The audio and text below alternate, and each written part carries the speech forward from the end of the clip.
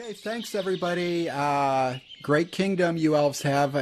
We'll see you later. We're moving on. That's a great hat, Elrond. I know, they're so really cool. They're so good looking in like a really interesting way. They are truly beautiful creatures. Yeah, and great gift givers. I feel like Yes. Yeah. I feel this is a high dollar item that I've received. Wow. Yeah. Really shiny. I guess that's is that from the Goblin Wars? I think I'm looking at the moon letters on it. It could be. Let me just scrub off some of that dirt. Yeah, what is? I think they call this the pencil of Macintosh. Oh, wow! And also, I got this cool tablet thing. It's called the Shield of iPad. Wow, beautiful. I mean, they look they're really well made. They're quality. Super well made, but I feel like if you hit this once with a good blade, it would shatter into a million pieces. So it's a good thing I got the extended Macintosh warranty on it. And like legend has it, there'll be like a newer one out next year. They did tell me to save up my hard-earned gold pieces because they're making an even bigger one next season. Well, I've got my Wacom the Scribbler, which is, it's from like a different kingdom, I think. It's got a different look a little bit, but... It has a razor-sharp nib. Yeah, you can actually switch those out. There's like a softer one that fits in there. For the soft fighting that you have to sometimes do. Yeah, I found those at the troll camp. They had abandoned them after they turned to stone. Yeah, that makes sense to me a lot. Like, I feel like I constantly have to be updating my drivers for it to even keep working. Oh, wait, I'm looking at your Apple Pencil, and there's some other text on here. It seems to be directly related to you. Scraping off a little bit more of these fingerprints. And it says here, if I hold it thusly to the moon, it says, hello, I'm Caitlin Cadieux, an animator and illustrator. And this says... Speak friend and enter. Oh, and then past that, there's more. There's more. Hold on. It says, my name is Ira Marcks, and I write and I draw comics. And this... It doesn't say that. I know, I was... He's making it up. I wish it said that. I'll let you have this one. I'll let him editorialize, but it doesn't say well, but something that is true is that this is a podcast about cartoons where two lifelong artists and friends of the elves talk about the mysterious and magical process of bringing good cartoon Tolkien stories to vivid life. And pipeweed. Oh, yeah. You gotta set the mood. In today's episode, we're taking our third step in our Rankin and Bass cel-animated fantasy series. And we're looking at their 1977 made-for-TV classic, The Hobbit. There and back again, possibly. I don't think that's an official part of the title. But it is an adequate descriptor of the journey within. So, welcome to Cartoon Feeling.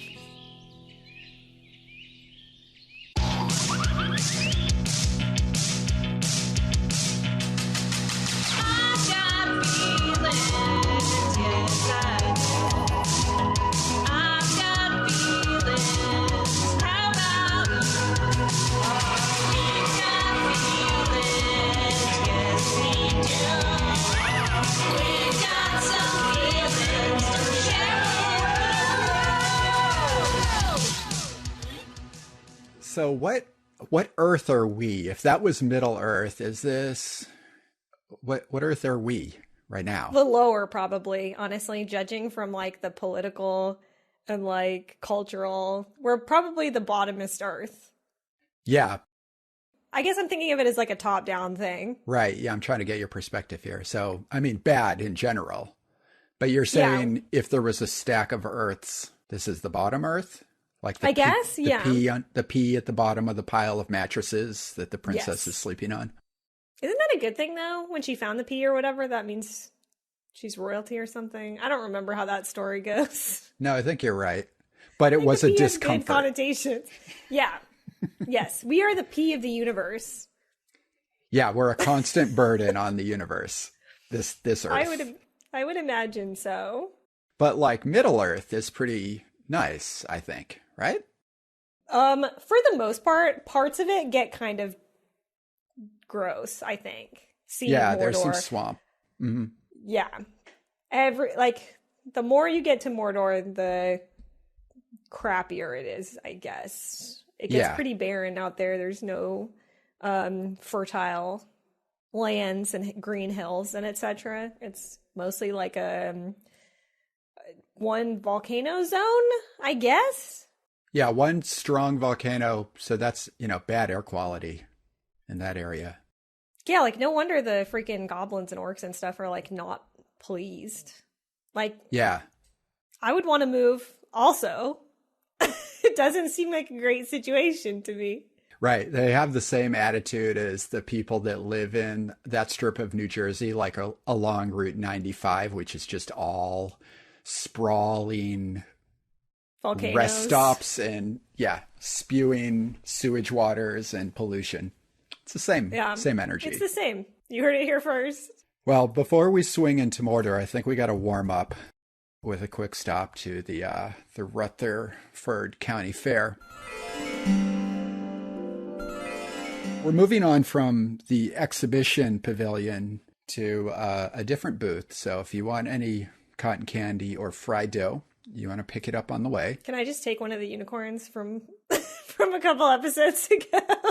I'm going to ride this unicorn to the next thing. Actually, that makes sense because it's quite a distance.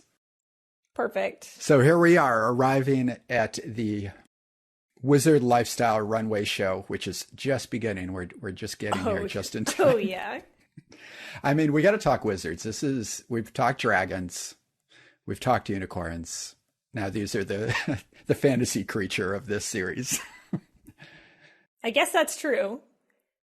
And they are important. Like, very rarely do they not show. We've had a wizard so far, too, in every iteration. So, yeah, there's dragons, whatever. Unicorns, whatever.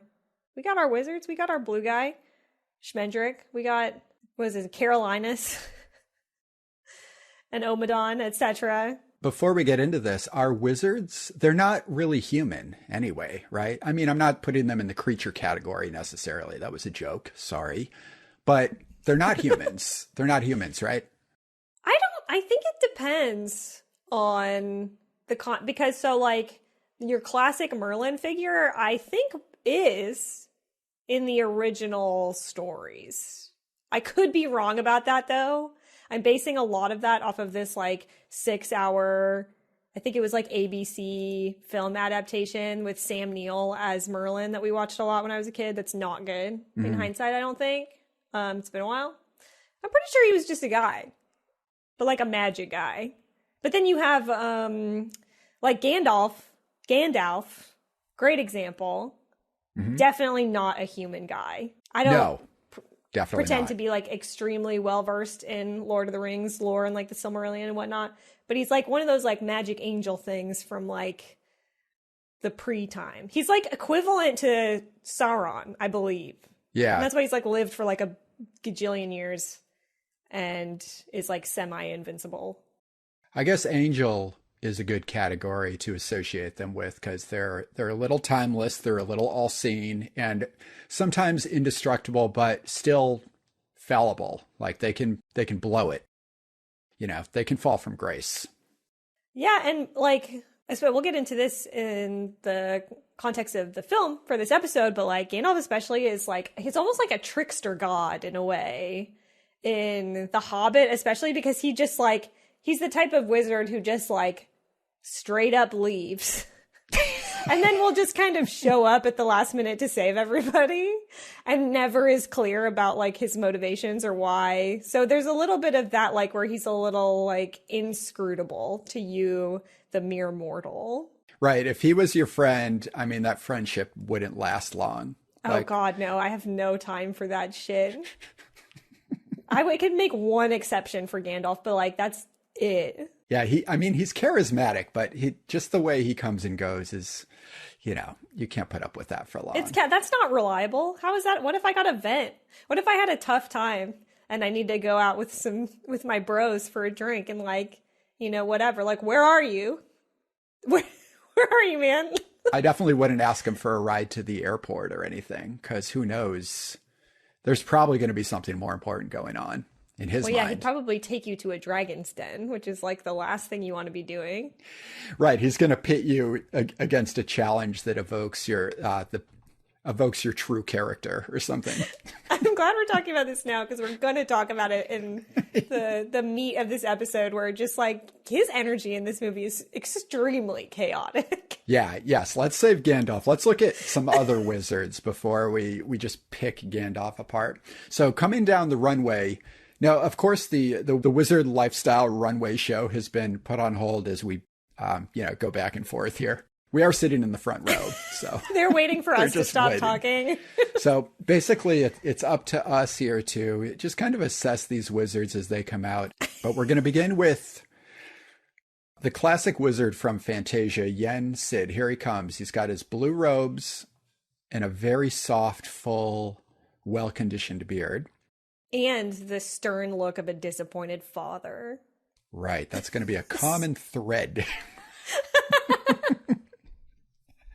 Yes, you'll see that they all have that. Yeah. I mean, he's not in a good mood. He's the type of wizard that I think Peter Jackson's Lord of the Rings fixed this a little for me, but this is what I used to think of when I thought of wizard. Just constantly disappointed, always working late. And, just focused on his trade and has no time for you. Yeah, I do kind of get that. I don't know. Because I also, I used to skip I think it's called The Sorcerer's Apprentice, right? Yeah. Mm-hmm. From Fantasia. I used to skip it a lot when I was a kid because it was scary. And most of the other animations in Fantasia weren't scary to me at all. But that one freaked me out a little. I think it's like the loss of control. Yeah. And the thing is, weirdly, I always kind of, even as a kid, was like, he's right, though. He comes in at the end and he's like, what are you doing? Don't touch my stuff. Don't be doing this. You're an idiot. And I was like, he's right. Yeah. As a kid who, didn't really care to listen to adults most of the time, I was like, you shouldn't have done that. You shouldn't be touching that. You should not be screwing around with this stuff. It's so scary. So I kind of have a weirdly positive association with it. Somebody needs to step in and be like, no, later, when you're ready for this. Yeah, that's true. He does have the bigger picture in mind. I assume he knows what he's doing. I assume he's the adult that you're like, he's got it handled. I can, do clean or something, whatever, but don't get into his hat. No, and that hat, I mean, I'm giving extra points for the hat on this one. I don't really know how our rating system works. We haven't discussed that at all yet, but I'm giving the hat kind of a 10 for iconography because yes. the tall blue hat with the rim and embroidered stars and moons. Classic wizard hat. Yeah, the addition of the crescent moon is honestly really inspired. I feel like even in your Harry Potters or whatever, sometimes they have a spangly hat, but you got the big crescent moon on. It's stylish. Yeah. That's branded. That's good branding, Disney. And I just like to point out that he might be one of the cleaner of the wizards we deal with. His robes are in decent shape. He's not one of those wizards who's been wandering through the forest or is a million years old and they only have one outfit. It looks like he, steam presses this material. Well, probably Mickey does. Oh, that's if true. If we're being honest, probably Mickey's the one who has to steam press it. But that's true. Yeah, so thanks to Mickey. It does kind of makes you wonder what he actually does with his powers, but I don't know, maybe that would ruin it if we knew what his job was. Yeah, we'll never know. Okay, next, we got to talk about the classic Merlin. So you brought him up a little earlier. Merlin has a lot of iterations, right? I mean, he's a pop culture icon going all the way back. All the way to a long before time culture ago. Was even pop. Now, just regular culture. I feel like there's some versions of him where he's a little darker, he's less responsible. He's got some bad relationships in his past. But I think I'm also not even sure about the human thing. I think that comes and goes because with a lot of mythical figures, their backstories can be a little wishy-washy depending on who's telling the story. But I like the idea that he's kind of a more grounded, rational, surrogate father type of wizard. As we get in someday we'll do Sword in the Stone, Disney's Sword in the Stone. But That's probably my Merlin point of reference for the most part. I hate this so much because I am forced to, as I've already alluded to in this, like I'm forced to reckon with the fact that my Merlin point of view is this NBC made for television miniseries That's okay. that aired in 1998, where Jurassic Park Sam Neill is Merlin. Yeah.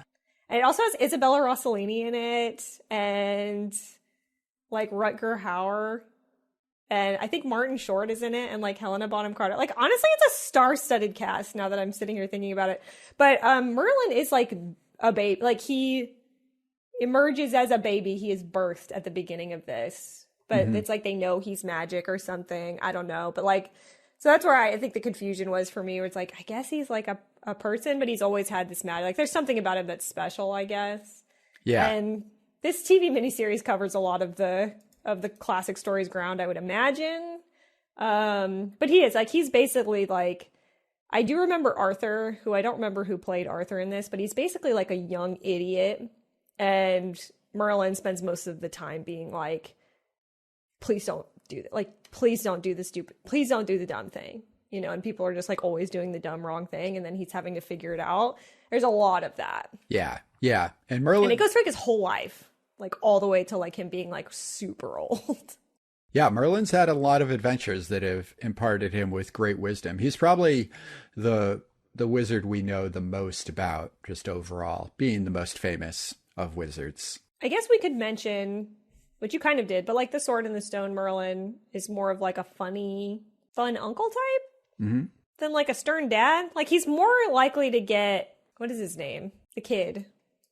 I guess he's Arthur, but he's just Arthur. They call him Ward. Yes. That's right. But he's in that movie. He's more likely to get him killed in different ways. Yeah, or like married to a squirrel or whatever. So like he doesn't come across as very responsible in that version.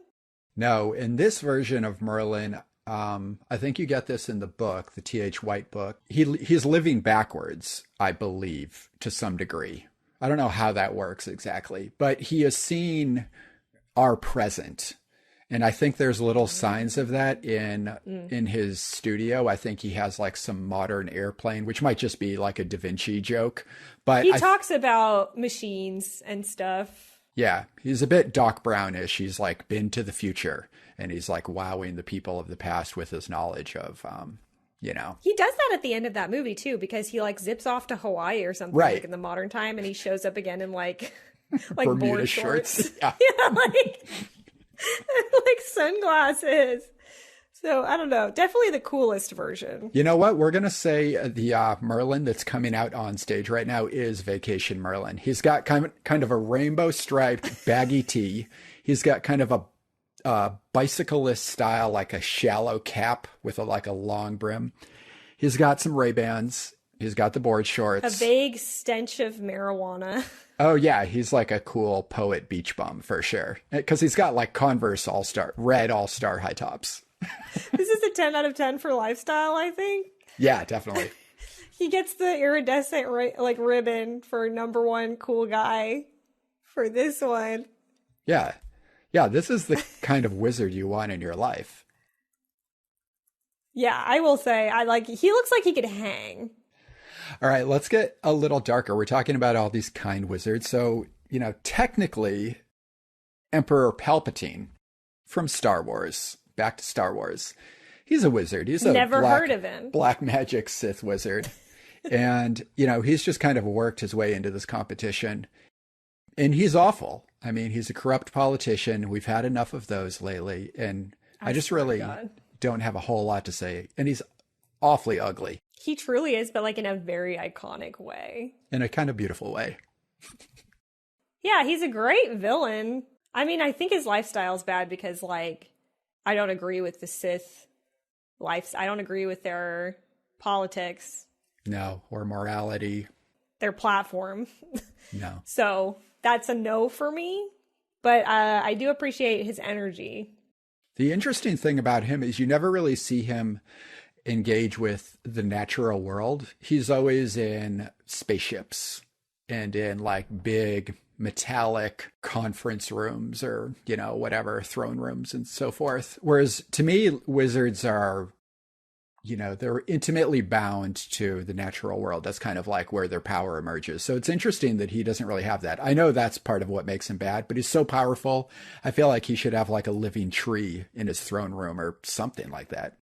Honestly, I wonder if that's just like, like there's that thing where like people who have just encountered Star Wars or the youths in the world would want to label Star Wars as like a sci-fi thing, but really it's totally fantasy. And like the more you learn about it, it's like obviously like just a pure strain fantasy story with like the thinnest veneer of sci-fi elements. And I wonder if it's just like a byproduct of that, where it's almost like Star Wars is a fantasy story that completely divorced itself from anything to do with nature. Like the closest thing you get is that like the Force is nature, but like you almost hardly even see any green stuff, at least in like the original 3 movies. And then later you get some, occasionally, but you spend a lot of time like in the desert or like in the vastness of space. Like there's just not a lot of like forest imagery.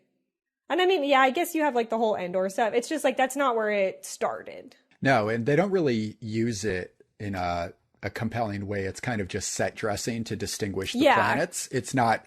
They're not really like environmentally engaging with it. They're just kind of like things they hide behind when they fight. Like I don't like to throw around the term video gamey any more than we already do. We're always right to do that when we do that, but like they do it like, oh, this is the ice level, and then this is like the forest level, like or they're like the lava level, like it has a lot of that energy to it.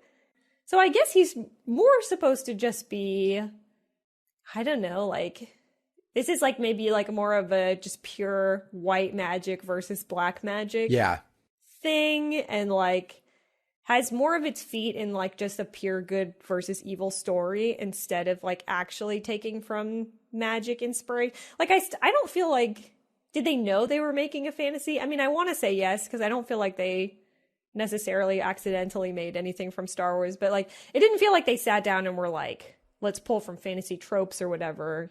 It feels more like they were like, let's tell an adventure story set in space, and then it just happened to be extremely fantastical. Right. And I think it's just the nature of 70s trends in storytelling that it's got like an aspect of spiritual wizardry, because all this stuff we're getting into, like this iteration of The Hobbit and, The Last Unicorn, all this stuff's playing in the same cultural time space as Star Wars. So it's got, of course, magical elements and kind of wizardry more so than it's got like science fiction. That's for sure. So it makes sense what you're saying. Like all this stuff kind of fits together. And the Emperor, just to kind of put a cap on him and put him in his place, he's really more of a plot point than anything. Whereas like Merlin and Gandalf, they're actual characters with a little more history. The Emperor just kind of serves a purpose. And I know there are comic books about who he was, but he's always just playing the foil to one of your characters.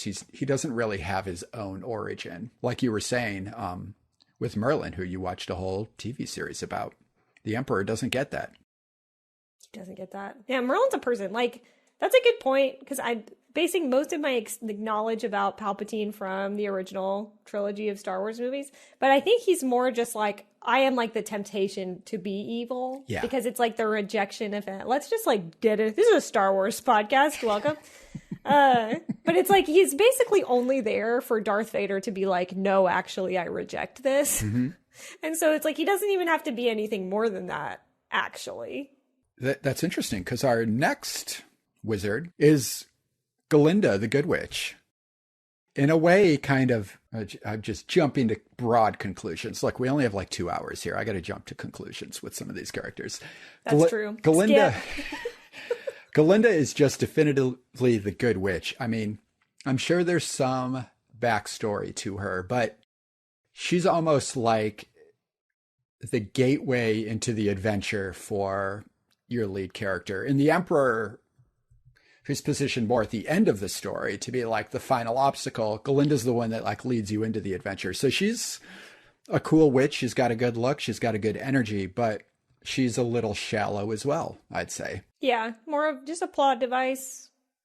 I honestly forget who she is a lot of the time, which sounds weird, but like it's been a while since I've, watched Wizard of Oz or anything like that too.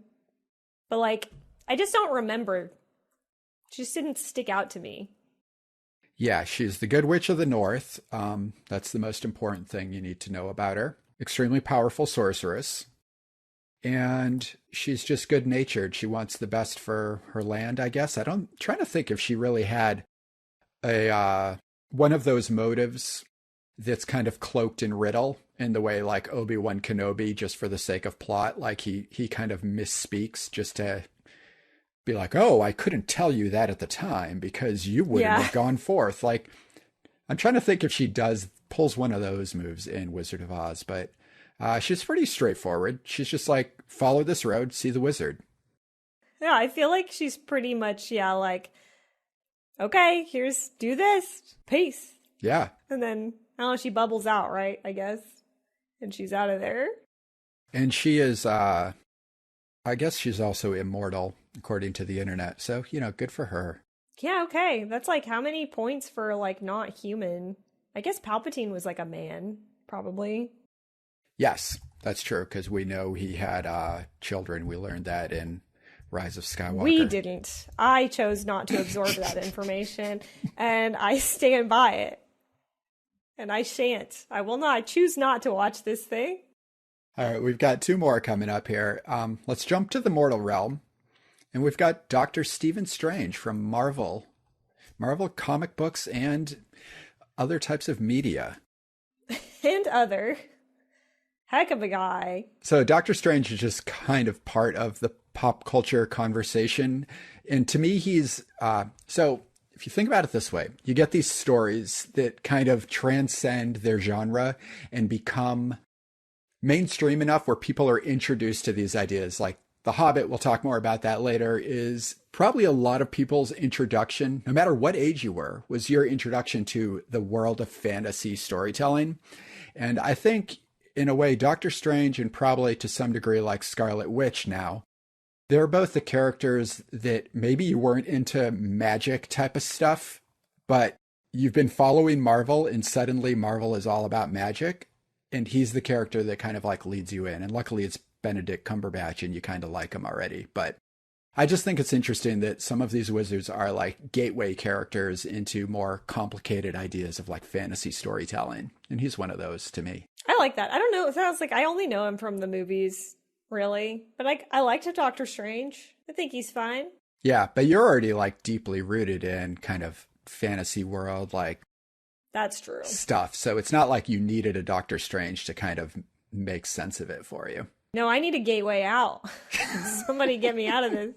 Yeah. And he looks more contemporary, right? He's got like a modern haircut. He's got a cool, like he dresses wizard-like, but he also is kind of snarky. Like he's a bit of a jerk. And you're like, oh yeah, I have friends that are also jerks. So he's a little more relatable in that way, which grounds him. Seems realistic to me. I give him about a 3 because he's got a bad personality and I don't like that. And a bad goatee. Can I add a witch to this list, though? Yeah, please. Fine. We have one last-minute contestant here at the Wizard Lifestyle Runway Show. And it's Kiki from Kiki's Delivery Service, because her whole lifestyle is like vibing and like self-introspection and like hanging out with art friends, and has a cat. Yeah, has a great cat. So yeah, 11 out of 10. Kiki's lifestyle. That's the lifestyle that I would like to be leading. So if anybody knows how to make this happen, contact me. You're never too old. Yeah, you're going to need a broom. You're going to need a big red bow. And you're going to need a kind of nondescript, slightly British-looking townscape to explore. Yeah, it's got like a European, like a really distinctly European vibe. And there's like cable cars and like... there's like enough about it. Like it's kind of hilly and stacked. So it has that San Francisco vibe. It's like by the ocean. Yeah. But like it's very colorful. Like all the buildings are like pastel, like green and different colors. And I want to go there. Yeah, it's great. I would. Ugh, someday. And thus concludes the Rutherford County Fair Wizard Lifestyle Runway Show. Okay, there and back again with The Hobbit today on Cartoon Feelings. I assume some people that are listening to the show have either, one, seen The Thing and love hearing people talk about something they're very familiar with, or two, don't know what The Thing is, but just like hearing us talk. And as long as we explain it slightly, they're cool with whatever happens. This might fall into one of those two categories. You probably kind of know what The Hobbit's about, even if you haven't seen it. But it's out there. It's just not free on any of your streaming platforms at the moment. Yeah, I bought it. I don't think I have like a DVD copy of it or anything. So to rewatch it for this, I bought it through Movies Anywhere, through iTunes, and it was like $7. Mm-hmm. But if you're into this stuff, if you're listening to this podcast, that's probably a worthy expense. And honestly, I really enjoyed it. I watched this movie like 3 times over the weekend. But the Rankin and Bass, I think, did something kind of magical with this. And yes, we could complain about how the story's not perfect, but for now we're just talking about how good this thing looks, because I think it's actually quite cohesive in general compared to some of the stuff we've watched. This one sits better as a whole piece, at least in terms of some of the main character designs and the set pieces, and the background art, I think, is particularly spectacular. This is why I thought I would say this in the second half, but it's coming up now because as I was sitting there watching it, I was like, oh my God, like I was struck by that. Like aesthetically, It's a lot more like the characters stay on model. Yeah. For the vast majority of the situation. Like there's really no egregious, like slippy, slidey, whatever stuff happening.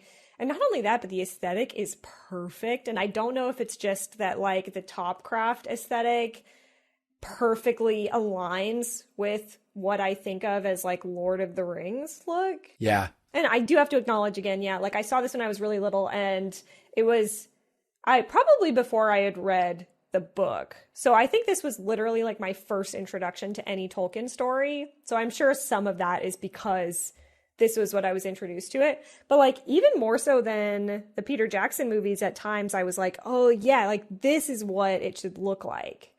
Like the map to the Lonely Mountain looks exactly right. Obviously there was a visual reference for that specific item, but like the textures that they use and like it just perfectly lives in this world. It just feels right. Yeah. And then they do weird things with the design sometimes, like how the trolls look at the beginning. These 3 trolls that they come across like have this really strange look to them.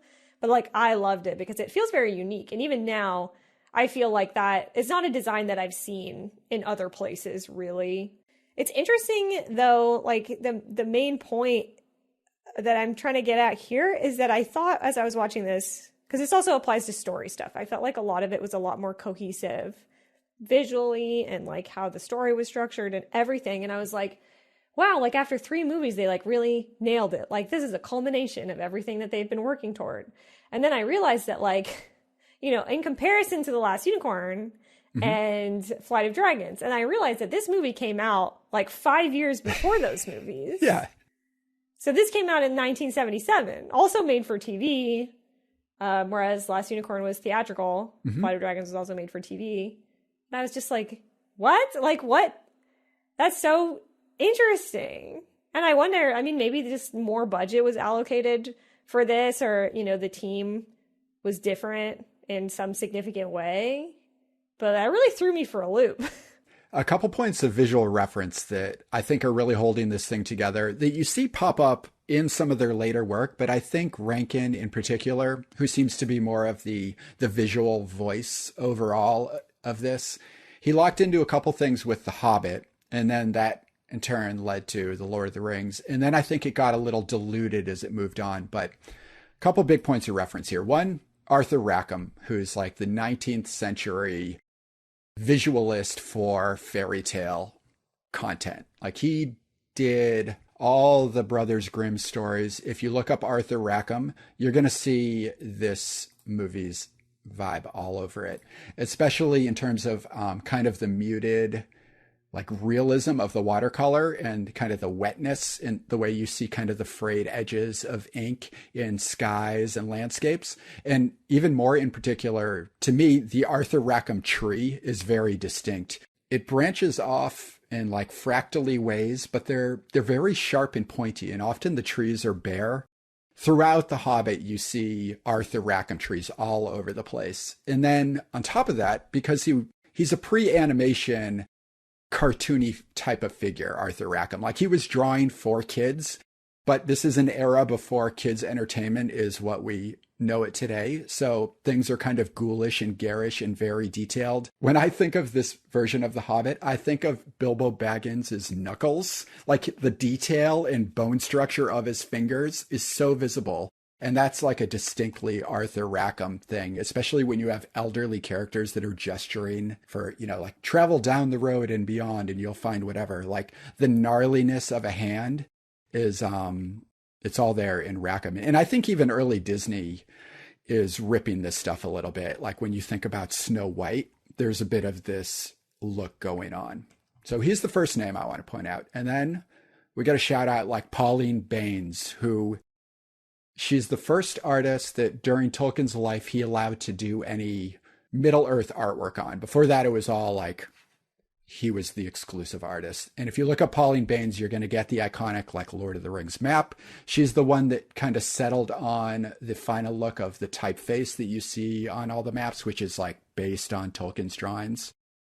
A lot of her colors are part of the Tolkien universe. So I'm guessing that Rankin was pulling these images out and being like, hey, animators, make it like this. So I think that's probably why it's so cohesive in a lot of ways. That's my rant on that. I agree with you wholeheartedly.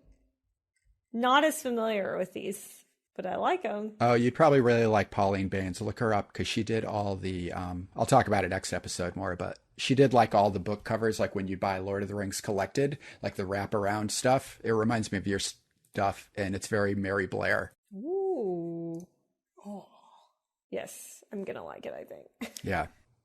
Now, we'll get into the music a little more in the episode, but something that now that I'm distinguishing Bass and Rankin a little more as entities unto themselves, which was not the case a couple of weeks ago, Bass is more of the music guy. So like last week, we were talking about just trying to unravel this fascination with 70s soft, like folky rock that's become part of this universe of fantasy storytelling at this time.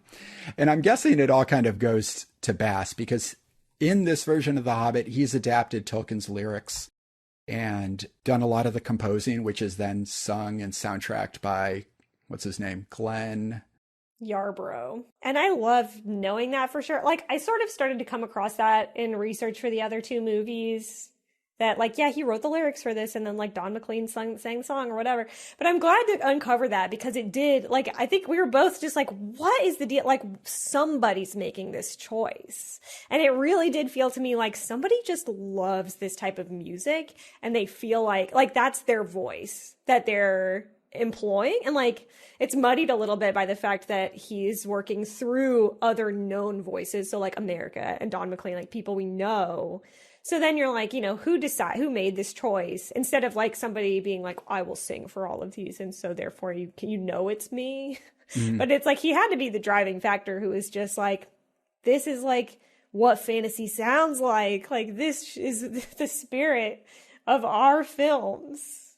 And just like a strong advocate for folky fantasy. Yeah. And I'm not mad about it. I actually love the music in this movie. And I don't know, some of that has to be nostalgia, but like, mm-hmm. It's so silly and so good in so many places though. And it like feels appropriate when it shows up in like a weird way.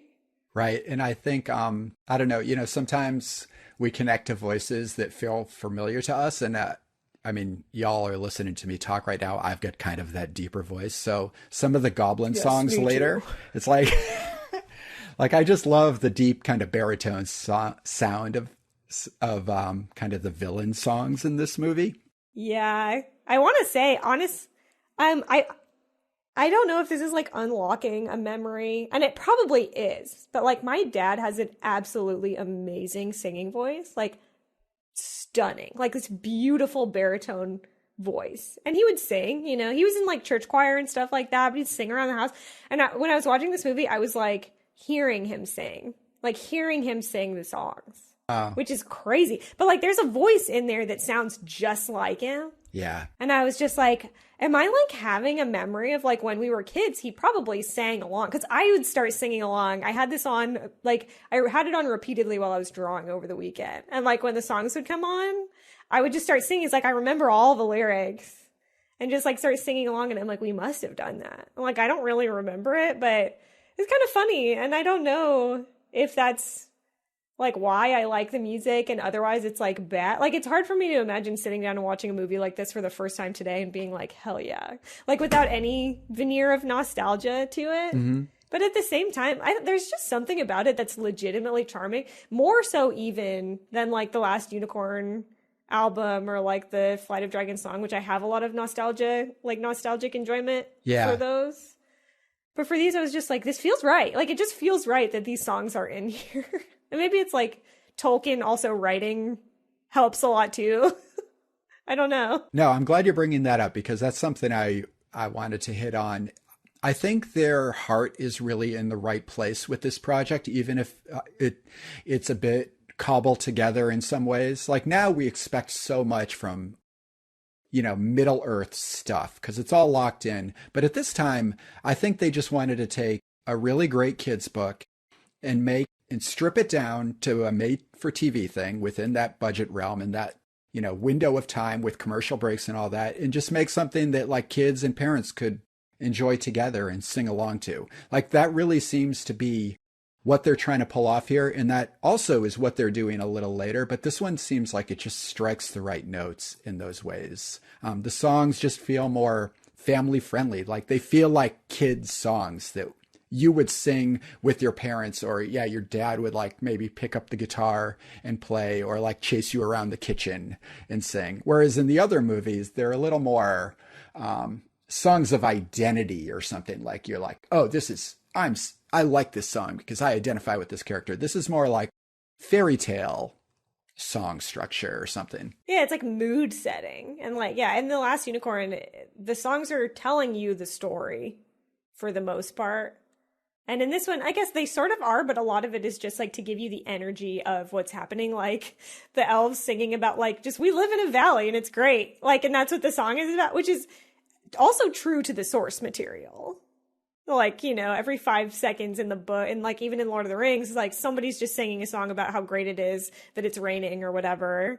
And like, that's like what that is here. So it'll just happen. And then you're like, you just get a vibe about the elves, that they're just going around being like, we live here and we love it. Like, we're in a good mood. That's the song. And there's no purpose to it besides that. Yeah. And to Tolkien, I think that was a lot of his purpose, was to identify these characters with where they were from. And it really comes through in a piece of media like this from this time, because it's still cell art. Like, you can still feel the watercolor. There's just like a more tangible element to a film like this. Like, not that I was watching a high def version, but it was more high def than whatever VHS copy I had growing up. And you can see more of the grain and the scratches on the artwork. And I think that just feels very Tolkien-ish to me, that this like connection with nature is so essential to his storytelling that it helps when the movie you're watching also feels like it's kind of a little earthy and textured in those ways. Yeah, it does. It feels like you dug it up somewhere. So just to kind of hint at what we're going to get into, I'm going to reflect back on the book a little bit as we go, because there's so many pieces missing from the book in this movie. But The Hobbit came out in 1937 to be precise, in case you're listening to this podcast in like 2040 or something.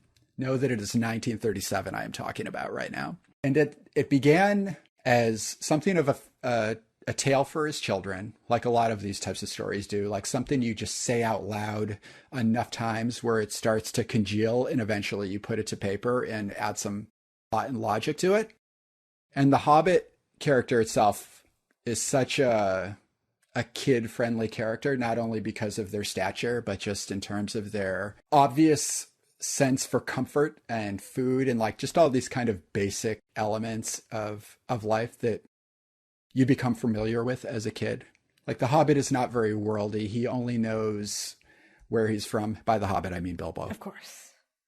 So he was in World War I. He was in the British Army during World War I. He served his time. He made it out. And also, he lived long enough to see the Second World War. This is just like a thing that's looming over his work is the factions in war and these stories of like individuals in the trenches, the battlefield, not the main hero, but like the characters that are kind of whisked away into this dramatic moment in history. And he might not talk about these things being analogies or allegories or metaphors or whatever, maybe because it's just part of that generation. But through his stories, I mean, I think this stuff is all there. And we don't want to like project, we don't like to project on people what their stories are about to them. But I just feel a lot of kind of, the war really like sunk into him, and it's just coming through in the types of characters he creates. And they're kind of new, I think, in a way. And we'll get into it more with the plot. But I mean, there's not really a character like Bilbo before this, I don't think. I do. I mean, yeah, I can't pretend to know that for sure, but like I'm a gut inclined to agree with you because I mean, that's like why they're so beloved, I guess. Like they're unique in this really obvious way that apparently I can't describe. Yeah, I mean, well, they feel like you could be a Bilbo in a situation is what I'm kind of saying, right? Like you're not the Aragorn, or not you specifically. Like I'm not either. I'm just saying we're the Bilbos. No, I'm actually just like Bilbo. No, this is a thought that I had while I was watching it actually, because as we know, I have ragged on the hero's journey a little bit, and like I've always wanted to talk more about that to expand on like what I mean by that, and I think we'd have a lot to say about it regardless. But like the hero's journey works as a structure in so many ways. Like there's obviously the reasons it keeps showing up again. I like it when people subvert it, but it's not necessary. But like one of the things I don't like about the hero's journey is that it tends to have this like really self-centered focus on the person. Like Gilgamesh, classic hero's journey situation. This guy is like unstoppable, like superhero, whatever. And then the story is about how awesome he is. And then even stuff when you look at like Star Wars, like there's something like Luke just happens to also be like really special and really good at the Force. And so that's something that I get annoyed by. So I love Star Wars, obviously, like all that stuff. So it's not that I hate it. It's just that like, okay, like does every story really need to be how awesome you are? And like, can we talk about maybe the ramifications of what happens in a society when you just tell every person that they're like the specialist boy or whatever?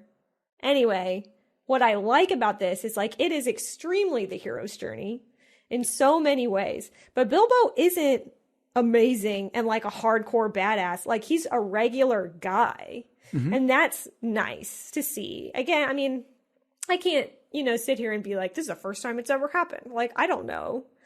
But it's definitely refreshing. It's the most clear version, I think, of that type of character. Yeah, I'm sure somebody was doing it, but I don't think it ever came out in such a clear way to have this like refreshing new type of character in an epic story, like present himself as, the point of view. But yeah, and it's like you really can put yourself in that situation a little bit easier. And I also feel like there's no downside to that of like, in order for your life to be meaningful or whatever, like you need to be the chosen one. Like even Frodo almost has that, where there's something sort of implied to be uniquely special about him that he can get that far with the ring. That they do sort of apply that to all hobbits. I don't know, but just the arc of that story is a little bit more like there's something special about Frodo, or it's easier to read that into him. But this one, it's just like Bilbo just wants to go home and like have tea, and he's just handling situations as they come up. And then even at the end, he's like, well, that was fun. I'm going to take like just as much as I need, and I'm going to go home. Bye. Great adventure. And he doesn't get any magic powers or whatever. Like he finds the ring. That's something, but it still has that like this sort of could have happened to anybody sort of vibe. There's more to the lore of that later, obviously, but especially like in the book, The Hobbit, and in this movie with no outside context, it's very much like this is just something that happened to me. Yeah. And that's like kind of why you're following me as the hero of the story. There's nothing like inherent to me that makes me more interesting than somebody else. And I like that. I think that's nice. Yeah, there's this author Tom Shipley, who's also a professor like Tolkien, and he maybe is the main Tolkien scholar. Like, I think it's his books that are like the ones you read if you really want to like dig into Tolkien. And he has this term called, it's like lonely courage, that he calls Bilbo like the lonely, he has lonely courage in the way that, unlike a Greek mythical character like Odysseus, whose journey has to be selfish because that's how the story needs to work to be told, Bilbo has these tiny, quiet moments of heroism that are unto himself, and most other people in the story, and elves and dwarves, all the elements of Middle-earth, they don't find out about them, really. Maybe they do later when they kind of reflect back on Bilbo, but he just has these tiny moments of, he has pity for Gollum, or he's a burglar, but he's also like really honest, but he doesn't like come out and tell you. And I think we can relate to that as people, because I think, honestly, all our heroic moments, we feel people aren't seeing them. Like when we do our best work or when we're our best selves, we're like, God damn it, I wish people knew it. I can't come out and tell them to acknowledge me for it because that would be crazy. But when I'm my best self, it's kind of like when I'm alone. And Bilbo kind of embodies that. And I don't know, that just feels very...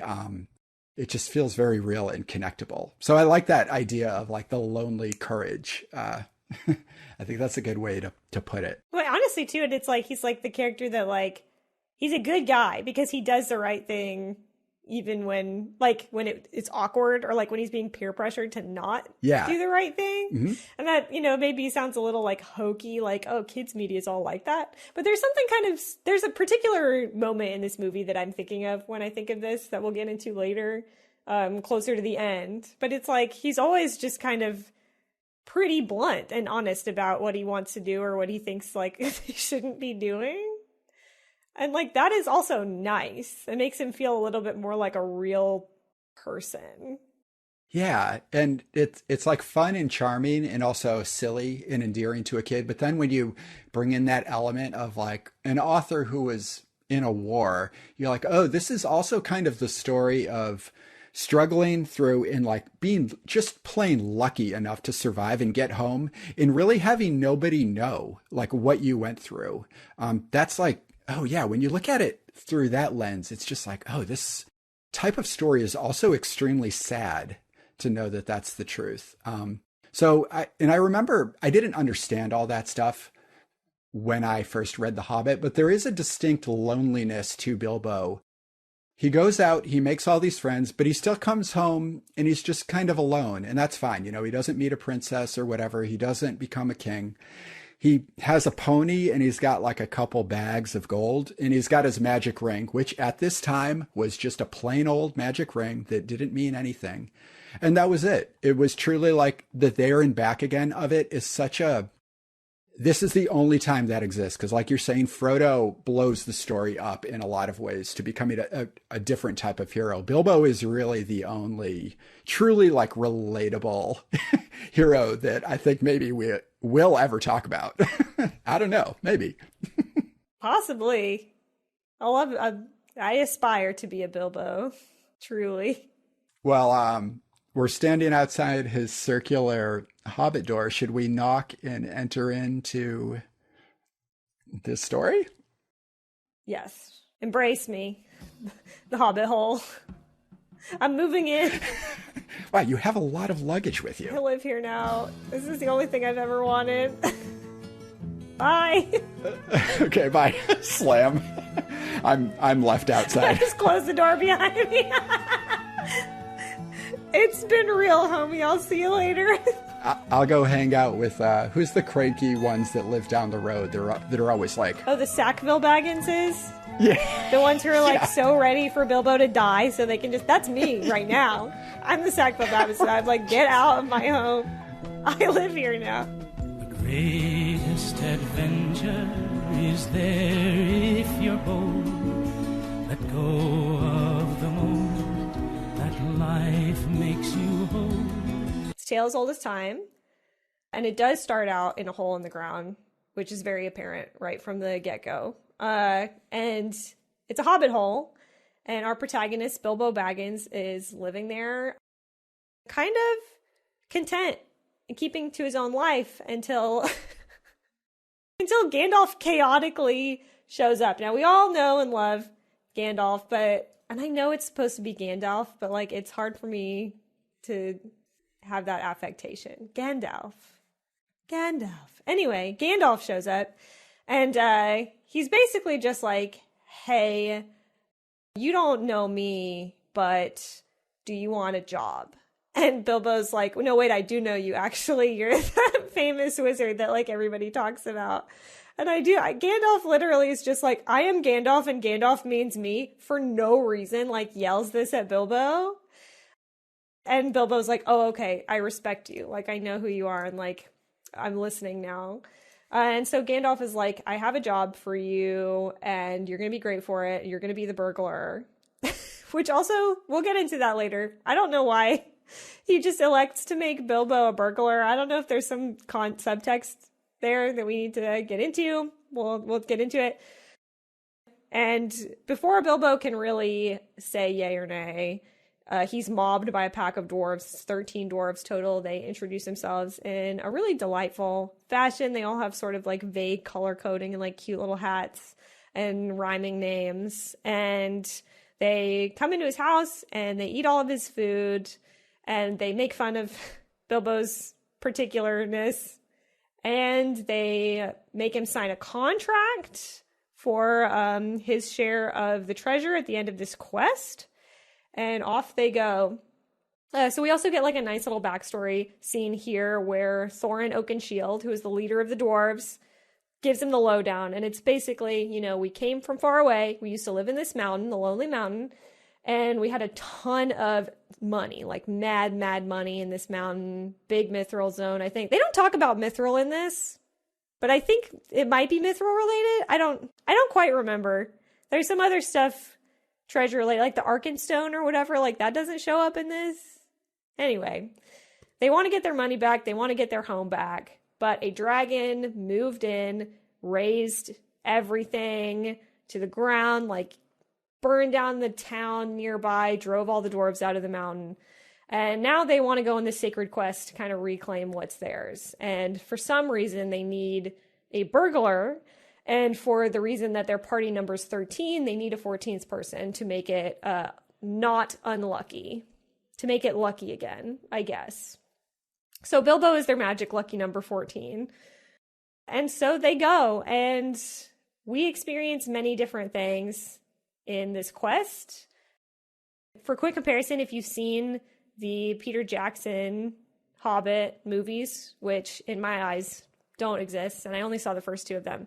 But the first movie, that Hobbit adaptation, ends in this sequence in the Goblin Caves underground, and that's basically like where this quest starts in this animated version.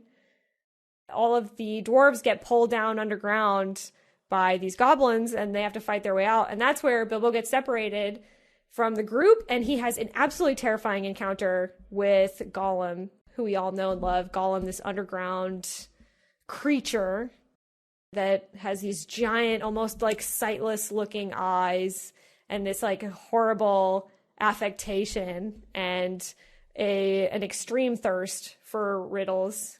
And they have this showdown in which Bilbo escapes with his life, and not only with his life, but also the ring. The magic ring that turns him invisible when he puts it on, and as we all know, is much more sinister than that. So he gets that really early on in this story, and it comes in handy more than once. It gives him, his powers of invisibility make him kind of the burglar, if you will, the ultimate burglar. And they go through a bunch of quest type stuff, which I'm excited to talk more about. He fights off giant spiders, saves all the dwarves. The dwarves are held captive by wood elves in the forests of Mirkwood, and he waits months for an opening in which he can infiltrate the elves' domain and get all the dwarves, hide them up in these empty wine barrels, and float down the river into Lake Town. Culminating this journey, they make it to the Lonely Mountain, and he goes to talk to Smaug, probably the coolest dragon. Probably. And this iteration of Smaug is very cool. Like, one of my faves. Ira definitely agrees with me, I think. I don't know. He's nodding enthusiastically. Maybe that's just support. But very, very awesome. And I do this a lot in these, but I think I don't want to kind of get all the way into the ending because this movie doesn't have a very climactic ending, I would say exactly. But it does have an interesting ending. So I'm excited to talk more about that. But at the end of the day, the dragon is slain, the treasure is saved, and Bilbo goes home and he ends the adventure safe and snug in his cozy little hobbit hole, which is now my hobbit hole where I live. As we established. Let it be known. Before the break. There is no Bilbo but me. The deed has been transferred. Call me Caitlin Sackville Baggins, and I own this place. So now if we just like revert time and go back to the beginning of the story, here we are. Just listening to you go through the whole story and just reflecting on the experience of watching this whole movie, it to me this is a bit of a conversation about adaptation, because this is like one of the most famous stories ever told. So it's interesting to me to think about how these directors choose to do what they do based on the source material. But I'm starting to realize the Rankin and Bass pursuit of these sort of like economical fantasy stories that are playing to like a broad audience. It really is the format of a lot of modern filmmaking, because I came across this in an old article from the New York Times. Never heard of it. From 1977. So this is like contemporaneously written at the release of this movie. So I really got like a sense of what it felt like to like be watching this movie and what it felt like to be Rankin and Bass at this moment before they went on and did all their other stuff. So Rankin says, if The Hobbit is a success on television, we will release it into theaters, which watching this just seems utterly ridiculous because there are commercial break moments in it. Yes, I was so glad you pointed those out. They're so... What a relic of the time. Can we just like have a moment of silence? There's something comforting about them. Commercial where it's just like, the music is just like, da-na, and then it just fades to black. Like everybody just stops and kind of stares at each other for a second. Yeah, talk about nostalgia. Like that is kind of the only value of that sort of thing. It's just like this kink right in the middle of a story, but you're still kind of like, oh, it's just like this weird deep breath. Yeah, it fades back up and somebody repeats the last line that they said before it went off. So you like can reestablish continuity. So it's got that, which makes it completely inappropriate for cinema, but you can see. And also it has this thing where the animation kind of diminishes in quality as we go to some degree. Like I think there's some scenes that hold up, but overall, as we're getting into like what should be the climax of this movie post Smaug, it kind of starts to fall apart, which is not a thing a cinematic feature should do it anyway. So Rankin... Tell that to Peter Jackson's The Hobbit adaptation. Ouch. Really disappointed by those. Anyway. I do believe him when he says that, because there's something very economical and savvy about how they approach all these projects. And then you get little moves like the way the movie just starts. You have the kind of Disney trope of we see the book and we're seeing a page from the manuscript. And then later, I think it's about 2 or 3 minutes in, we actually get the titles up on the screen. Like this is a fucking art film, not an art film, but like a real movie. It's like cartoons. I don't need to know all the voice actors midway into this child's movie. I don't think like the kids care that John Huston, famous director, voiced Gandalf like as I'm watching what is only an hour-long movie. Anyway, so, this is just to frame this conversation. Their pursuit was to be a movie in the theater. So if we like badmouth the economics of like the animation and some shortcutting, I think that's fair because these guys wanted to be bigger than their britches. Well, and it's funny because like, as we said earlier, and I love the other 2 movies we've talked about so far, The Last Unicorn, Flight of Dragons, obviously, and I always will. Still to this day. I think aesthetically this one holds up the most. And like, you can see that they're related. The drawing style is so similar to the point that I think it's really funny that when I was a kid, I don't think it occurred to me that all of these movies came from the same place. I just think they were these like magic artifacts that lived in my VHS tapes that we really loved.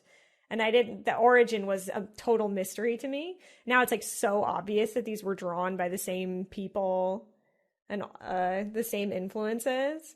But I feel like this one holds up in a lot of ways. Like, yes, it definitely looks like something that was made for TV. Or again, it looks like something that was meant to be discovered on a VHS tape in somebody's basement at some point.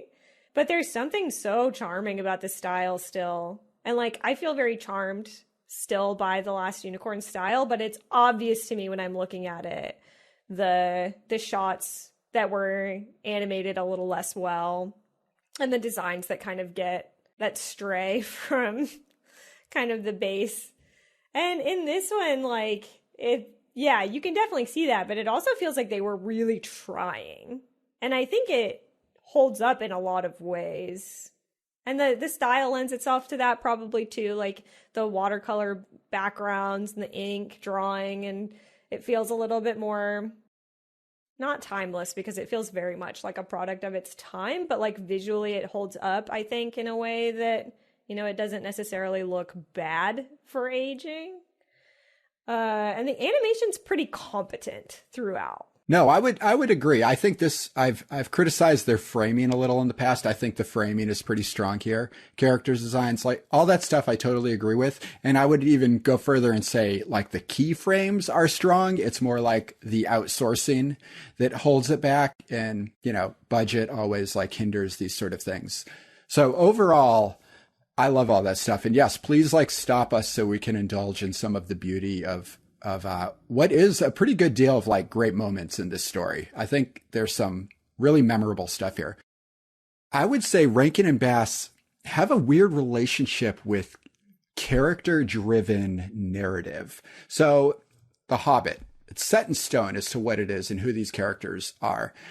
What they choose to use to introduce us to Bilbo and Gandalf at the beginning is pretty vague and weak. Now, we do get an iconic shot of Bilbo right off the bat. He comes out of the perfect hobbit hole, which even Peter Jackson says, this is what a hobbit hole looks like. They lock that in strong. So, you know, true respect. And the feel of Bilbo, to me, is kind of perfect. He's kind of round, pear-shaped. He's got a lot of like baggy layers. He's smoking a pipe. You get the big smoke rings. That's all like spot on. Now, Gandalf just kind of phases in from behind a tree, and he just dramatically shouts in the John Huston voice, "I'm looking to hire a burglar." It's like so much. Yeah, so problem with that. Here's things we're missing. We're missing the knowledge of who Gandalf is to the hobbits, because in Peter Jackson's Hobbit, we get a little bit of time. And I'm not saying this movie has to be any longer. I think we could have just learned that they know him as like a conjurer of tricks. And the story is going to unfold later that Gandalf is much more than that. But here he's kind of mysterious. He's very demanding. Bilbo knows him like as the wandering wizard. And then Gandalf like strikes lightning. It's so ridiculous. Yeah. Why switch that for the firework introduction? It just kind of diminishes his character. Can you imagine if I like walked into your studio and I was like, I'm looking for a comics artist. And you were like, hello, who the hell are you? And I'd be like, I'm Caitlin. And Caitlin means me. Like, what the fuck does that mean? Like, how is that compelling to you? Like, yeah, like, why would I go with you? And why would I want to be what you've decided I am? Yeah, and I mean, I guess a big part of this in the original story even is that, like, Bilbo doesn't really have a choice. Like, Gandalf's really putting the pressure on. But this is still an awkward way to go about it. It's these sort of moments where they rush right to plot that is always just going to frustrate me. No matter how many of these we talk about, I will be wowed by some of the look and the ambition of the art, but I will always be boggled by like not just giving that extra line of dialogue or that visual to like set us into these characters and like their point of view a little stronger, especially with an iconic wizard. Yeah. Who's so, like, their relationship in, like, Fellowship of the Ring is so warm in the film. Like, they show up, like, you just can tell that they all love each other and that, like, they love Gandalf and Gandalf loves them and they're so happy to see each other. And that's just, like, something that feels so real immediately because of, like, the acting and the lines that they use, like, the dialogue in that section. And they just don't have any of that, like, at all. It's like the opposite of that, in a way. But so I was thinking about this after the end of the last episode, because it had come up, that's 2 times in a row now. Like, they had this problem in The Last Unicorn, and they had this problem in Flight of Dragons, where it's just like, stuff is just happening. The characters are here, and they are the characters, and the story is going, and this is the movie. And it occurs to me now, watching this, and seeing, like, I was so stricken by that too when I sat down to rewatch this, just like, that is how they, like, first meet each other. Like, what is going on here? And it's just like, Rankin and Bass are just not interested in character perspective. And I mean, I don't know, like, that I would, like, go up to them, to their faces and be like, why don't you care about characters? Like, what? Maybe they do and they're just missing the mark. But I feel like they're not, because it's just the same thing keeps happening over and over again. And it doesn't feel like they're dismissing character stuff so much as just not choosing to, like, not thinking to include it. But it's like, it very much feels like a love of the quest first and, like, caring about the characters less. And it's a little bit, I think they could have done a better job, but I don't know how much I can criticize it necessarily, because I feel like a lot of the reason that they're choosing these stories must be because they take after fairy tales and fables and things like that don't really have a focus on character. And I'm just kind of wondering, like, is that where you're getting this from? Because if you read The Hobbit, you kind of get a fondness for Bilbo Baggins and for some of the characters. And, if you watch, like, Lord of the Rings, like, the characters, there's a lot more time and energy given to character relationships. Mm-hmm. But, like, the bare essence of a fantasy story, they don't tend to. And so I just wonder if they were like, these are the stories we want to tell, and they're just, like, not approaching it from that type of storytelling perspective, which is very strange. And I also don't feel like that happens that much anymore. Like, I can't really think of a franchise or a movie or, like, a TV series that's come out anytime in the last, like, decade at least. I'm sure there's one. I'm sure somebody's going to tell me one immediately after this goes up. But, like, that just doesn't care about the characters and, like, is about how cool the stuff that's happening is. Yeah. But that just feels like what this is from. Is, like, I grew up kind of reading, like, even, like, Grimm's fairy tale, like, classic fairy tale stories. Like, the characters just aren't that interesting as people, if that makes sense. They're just, like, archetypes. And I feel like that's the energy that this movie is coming, that, like, the Rankin Bass fantasy movies tends to have. They're just like, what about, like, we saw dragons, like, and, like, well, let's talk about how dragons work. Like, we have a preoccupation with, like, how dragons fly, but not really so much about making Peter feel like a real person that actually exists. No, yeah, these are all great points. And it also makes me wonder, they probably enjoy The Hobbit, but it's not as much of an artifact of pop culture as it is now. So I would think that now the whole Middle Earth universe is so rich and developed, and it's easy to get into and also infinitely deep to pursue. At this time, that wasn't there. So I don't expect whatever their love of these stories to be as deep as ours at this point, or anybody's. And so therefore, also, even in terms of making a movie, they could have been looking at other projects that were on an equal playing field as Lord of the Rings. Like, it's not like this was the end-all epic tale of all tales at the time. So I appreciate all that. And then, but I'll say it pops up in other small places too. Like, for example, they don't say the name Smaug. They say Smog a couple times. Yeah. And that's sort of a nerdy, like, push up your glasses thing to call out. But also Tolkien is like, but still, like, it's kind of one of the main things. And as, like, Tolkien was a language professor. Like, these are the things that make this story what it is. So to just say the dragon's name wrong, yeah, I don't know. That's like that's that's a tough thing to just forgive and skim over, you know? And maybe that probably didn't pop up as a thing when I was a kid, of course, but it does now. And it just, because we talk about relationships of the directors to the material and like what that means, it just makes me like think about that. Although it is funny too, because I feel like one of these universal problems that still like happens today is like reading a fantasy book and not knowing how to pronounce the names. And like, I'm pretty good at intuiting a lot of that, I think, like generally, but you still can be wrong sometimes. And like, I love it when authors are like, by the way, here's an index with all the pronunciation at the end or whatever. And like, thanks for doing that. Like, thank you for the hookup, because I don't like to not know. But it kind of, maybe they had that, maybe Tolkien had that in this book or whatever. But like, I could easily see these people reading this book in the 70s or whenever, and just like, you just don't know. Like, you just make a movie and like not know. But I don't know. It feels like it might be easy to not come across that, but at the same time, like, but I'm also might be biased, and it's probably from this movie, but like, I definitely thought it was Smaug for a long time.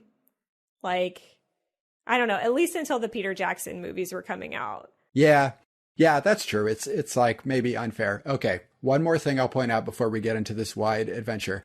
The dwarves in general and Thorin are not interesting in any way. They are introduced by name, but like Thorin as the character we're supposed to be like following, like this is his problem that we're dealing with. It's not really clear. Like, to this day, I don't really know what this version of Thorin is all about. Like, I don't know about his heritage, his father's death, like all the stuff that should be like the reason Bilbo needs to be their burglar. It's just sort of, I can't even remember what the line is that just sort of sends them on their journey. But, they bust in, they have a whimsical time at Bilbo's house, and then they're off and running. They do. And it's just like, there's a song, well, it's not even a song sequence because it's kind of spoken word, but the, like We Must Away or Break of Day song that they sing it in the Hobbit hole too, in the live action movie. And here they don't sing it. He's speaking it out loud. And you see the dragon like destroying the town and attacking the mountain. And then, so it's kind of like an exposition dump here at the beginning where he does sort of explain, this is what happened and this is why we're going there. And that's pretty much it. It doesn't, it's not nothing, but you're right that they don't really ever flesh out. First of all, they really don't ever explain why they need a burglar specifically. That's not anything. Right. Even when they get there and they send Bilbo into the mountain, like there's no even Bilbo's like, why do you need me to do this? Like that doesn't make any sense. So they just needed a rogue in the party, I guess. Yeah. You would think 13 would be more than enough to have a well-rounded party for this D&D adventure. Well, now we're back here, which actually, when we arrive at the D&D adventure part of like the point of view of this, I think I feel a little more comfortable because it is all about basically like finding different places to put the camera. And by adding the rogue element, now we get to see like just that other perspective that you're not getting from like the Thorin character or our wizard who's always off. Like, he's barely paying attention to the story, Gandalf, he's kind of like in and out. So you kind of need. He's like gone most of the time. So it does help to add, like the thief, because they're going to look at things in a little more of an intimate way, even if they're maybe not doing their job. Like Bilbo doesn't really pull off too much thievery, but having him as like that point of view does help. And that is a very like D&D thing. It's like, let's look at the story from these different points of view, and then it'll all add up to something like this collective experience. Okay. Well, honestly, I'm glad you mentioned the dwarves in general, because it is a little funny that they sort of just sink into the background for a lot of this movie. And for a story that's about this group quest, it is interesting how often Bilbo is completely outside of their company. Like he has to be kind of on his own at a few points. And it makes sense from a storytelling perspective. It's just interesting that like the dwarves really aren't present in big chunks. So maybe they don't have that much time to have their individual personalities, and like 13 is a lot to juggle. But at the same time, I feel like from the book, you get a better idea of like, Ori does this and like Bomber does that, whatever. And like it talks about how they all have like different colored hoods and stuff like that. And it's like a little bit more. And so you see a glimpse of that in this. And that's about it. Like I don't keep track of them. I don't. And well, I guess, spoiler again here at the top, but like a bunch of them die at the end. They all make it all the way through the story 100% fine. And then there's this big war at the end, this big battle. And I think there's like 6 of them survive or something. And in this movie, you don't even find out which ones. Like, but you do. Thorin dies and you see him on his deathbed as he passes away. But the other ones, it's just like, well, Bilbo, here's how it shakes out. And that's pretty much it. And there's not really like, the only emotional impact that I feel from that, and there is some, is mainly that you don't see that happen a lot. So just the mere fact that a handful of them actually died is like, oh, like, okay, so there's real death in this. Like, that's kind of sad, but it's not like, I don't feel wounded. And I think like if Bilbo got severely injured at the end of this movie, I actually probably would feel something because you can't help but kind of like Bilbo. But he's the only one that's really given that amount of consideration as a character. Yeah, there are stakes within this story. You really don't feel that the characters are in danger. Like, I think as a child, it would have been quite a surprise that some of those dwarves died. But we're also so close to the end of the movie that there's just not a lot of time to like reckon with that. So it's an easy way to add that into like what would be a kid's story. And it's also interesting to think how this is such an iconic story, but some of the pacing is quite odd. Like we have all these little moments of trolls and traveling long, great distances. And then we cram this war into the last chapter or like last couple chapters of the book. It's almost like the sequel got squeezed into this first book. It's just like the story is so gracefully resolved when they defeat Smaug that to throw the 5 armies thing in here is just a weird thing in general. And I know what it's trying to say, and it definitely belongs in an adaptation of The Hobbit, but it's always just been a weird thing. And I think it's a weird thing for everybody. It just goes unmentioned because it just is what The Hobbit is. I'd like to reread the book again. I read it quite a bit when I was a kid, and I loved it. But I don't really remember how it ends either. Well, I mean, I'm sure it's very similar, but like the story is the same. But I just don't remember, like, what is the conclusion of that book? Like, what's the last chapter? I don't recall. But it just feels weirdly tacked on, like something out of a different movie. Like you were saying, like it's just like. And like when the dragon dies, I feel like that's the end. And maybe that's just because I spend most of the movie just being like, show me the dragon. I can't wait to see this dragon. But, he's freaking incredible. It's like claws are like spears, whatever. He's freaking awesome and he knows it. And then when when he's defeated, that feels like a huge deal.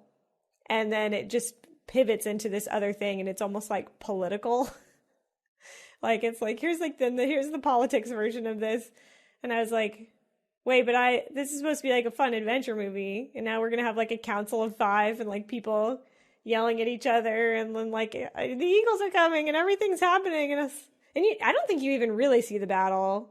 Like you don't see any like gritty action shots of the dwarves like defending. I think there might be like some wide shots basically of like the whole battlefield. No, we basically get a flea circus. Like it cuts to the whole battlefield and there's little dots. You know what not to project onto this author, but what it reads to me is kind of the George Lucas sort of, not problem, but it's just the inevitable path of like the storyteller getting better and more egotistical with their craft. Tolkien tells this great story leading up to this great dragon, and it wraps up. But then he's like, whoa, I've gotten really good at writing. Let's see if I can pull this off. And then he like opens it up to this big battle, which is saying so much all at once, in the same way Star Wars eventually gets too big for its britches. And now it's talking about like the politics of the universe. None of the stuff you showed up for in the first place, simply because the storyteller has just gone there. And now he's taking you along for the ride, whether you want to go or not, because he's just thought all this stuff through. And I think Lord of the Rings is such a more like mature version of that, whereas this is kind of frantically jammed in at the end. And it just makes me wonder like when some of these parts were written in terms of like what draft some of this stuff came out in. And, it's not worth getting into that much because I haven't done that sort of research. But in terms of talking about storytelling, it's just such an interesting artifact of something that became so popular and iconic, but is really an author kind of like doing their first big moves as a fantasy storyteller. Well, and it's funny because like I really didn't see this honestly until maybe even this weekend. I don't know, watching this again.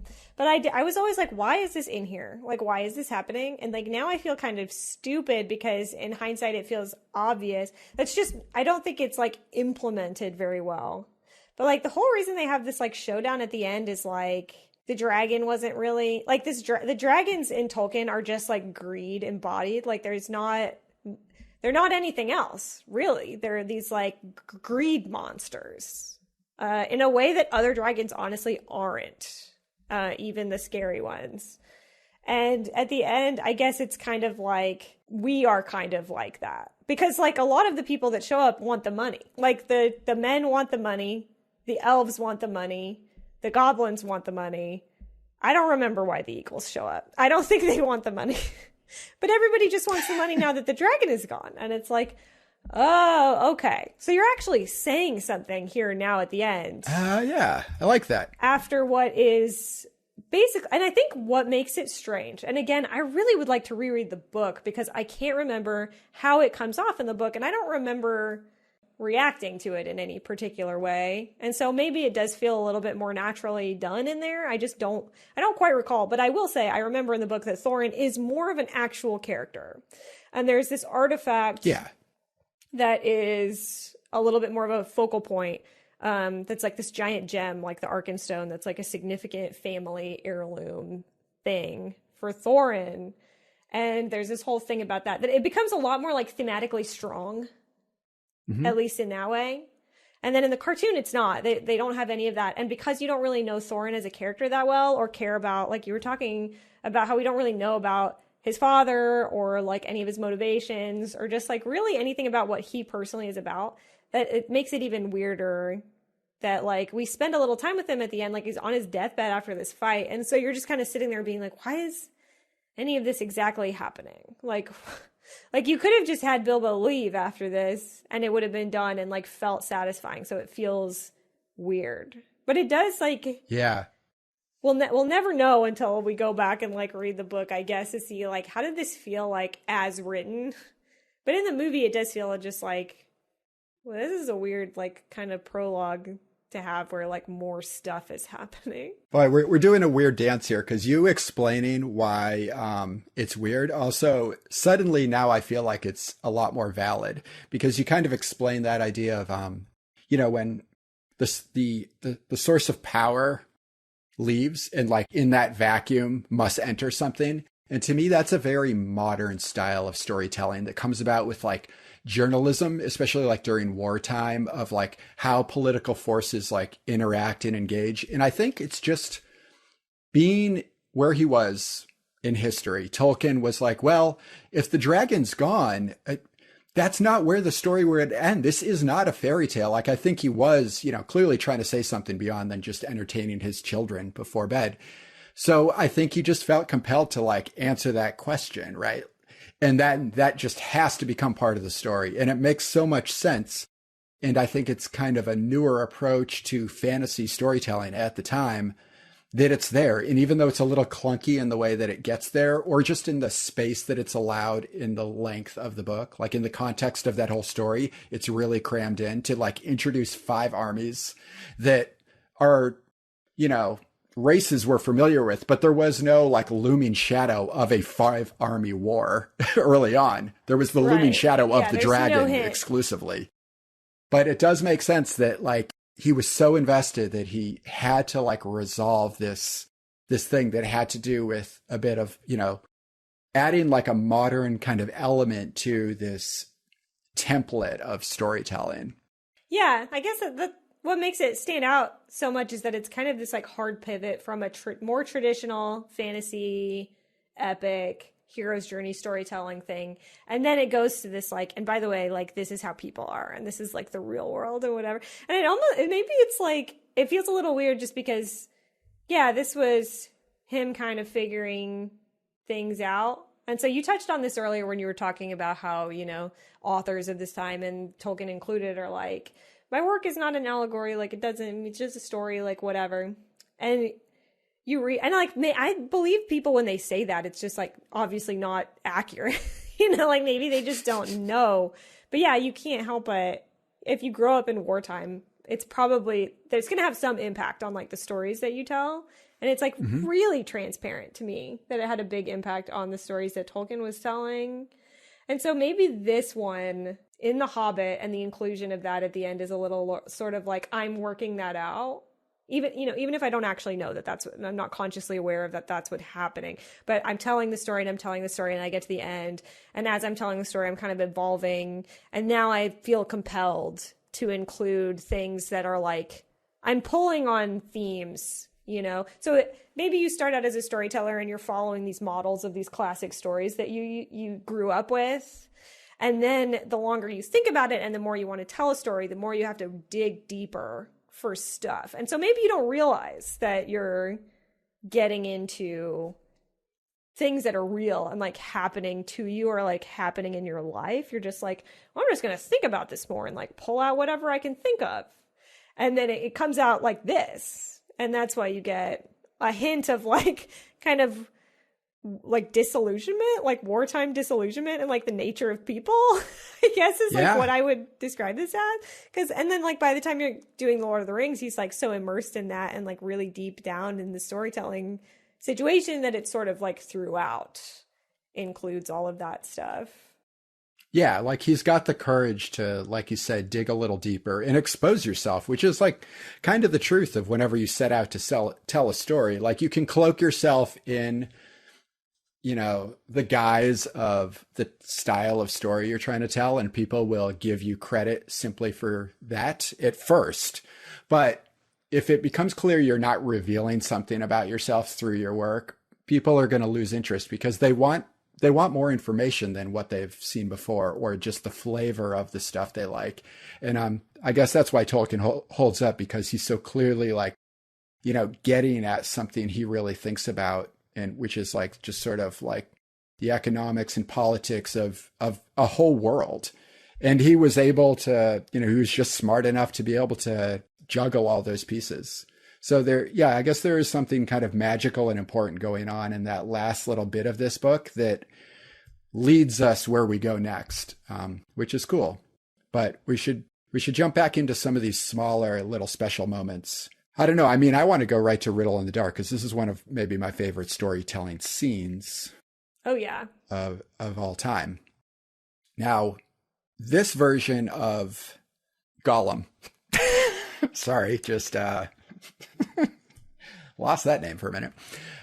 So this version of Gollum. So did he, honestly. Yeah, like, okay, yeah, Gollum is great. And truthfully, I prefer the look of this Gollum to, I love Peter Jackson's Gollum and what that character represents and what it does. It's so rich and interesting and compelling. But I really do love this weird fishman Gollum that kind of doesn't make any sense because he's supposed to be like a corrupted hobbit. But did we know that at the time? Did Tolkien know that at the time of writing this? Well, the truth of the ring is that in this story, it is just first draft, first release of this book, first edition. It is just a magic ring with no backstory. That is it. So yeah, I kind of. But in terms.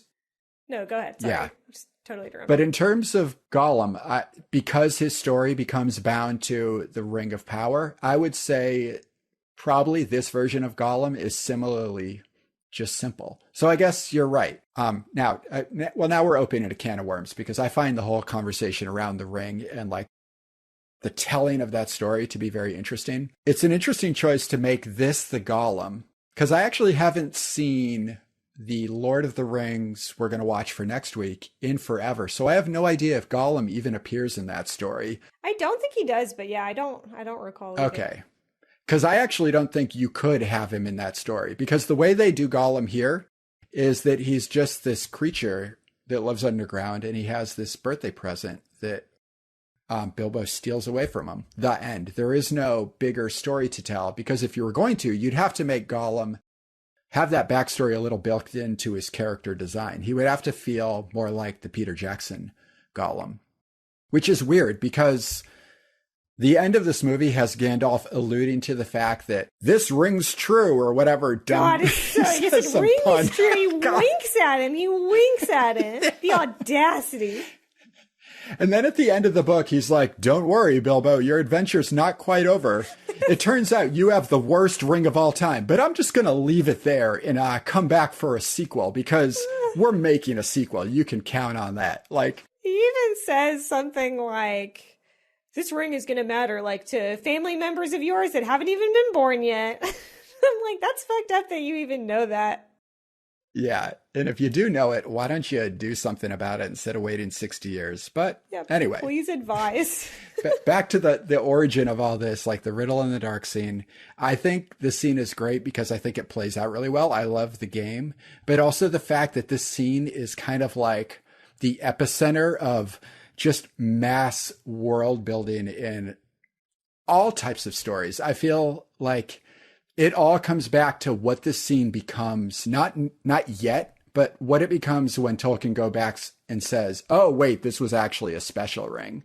I just think that's kind of like a really interesting thing that happens, especially in fantasy storytelling. Yeah. The retconning of an author's work for the sake of pursuing the next story. I think that's cool. He also did a really good job of it. Like, it's always awkward when that happens in a story and you're like, but that doesn't actually make sense. And like, you're kind of asking us to forget something that was true, that was in it to make that work. This one, it doesn't. It just like works to the point that it really does feel like one story all together.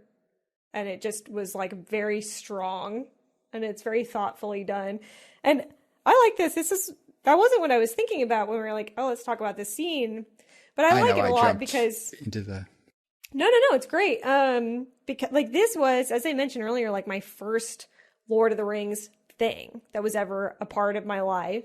And as you and I know, Lord of the Rings became huge for me later in life. Real big deal. Like mostly centered around the Peter Jackson movies, which I'll always hold a special place in my heart. But it's so interesting because of how different this is from that. And this Gollum, to me, will always be like the Gollum. Like, I totally agree with that. Like, and I will also say, this is really common, I think, for movies that I liked when I was a kid. I guess I just loved things that made me feel like weird and gross.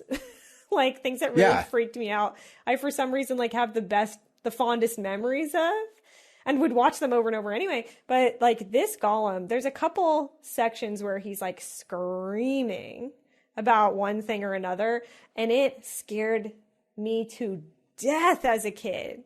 Like he has these big eyes, like I mentioned, these like big, weird, like fishy eyes, and with no pupils or whatever. And then sometimes when he gets mad, they get like this like striation and these like stripiness in there. And then he screams in this horrible way. And I just like, it like chilled me to my core. And another thing about this scene, and I think it's the first one in this movie, there's a couple scenes in this movie that are like, oh, like I'm like sucked into this for whatever reason, like in a really unexpected kind of way, like how much I am like paying attention to this. But this is the first scene, I think, in this movie where it's like really hard to not just turn and watch it if you happen to have this on. And there's something about the character of Gollum in this that is just like hypnotizing.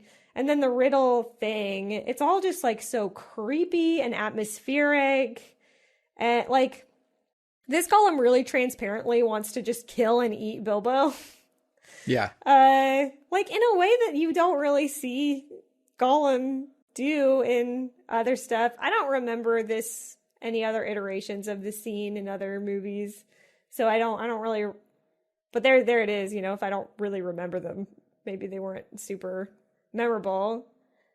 Yeah, I can't remember if he's quite this monstrous. I would assume he's kind of exaggerated because, as we were saying earlier, this is like kind of the kid fairy tale version of the Hobbit. And I think it makes sense to make him a bit more of a scary monster for the sake of Bilbo. He can't be quite as complicated. Yeah, like there's something about Gollum in the Peter Jackson movies that is a little bit more like, you don't really feel like he's going to murder the hobbits. And obviously he like has that intent at several points, but I think it's just the fact that they humanize him too. And he's obviously like a big part of the story that you just never really feel like, oh, he's gonna kill them.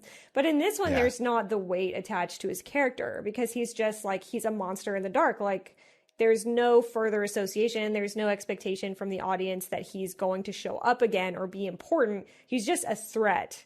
And that, I guess that makes him scarier because you don't really know anything about him. You don't feel like, oh, I need to care about his development. You're just like, oh my God, like Bilbo, get out of here.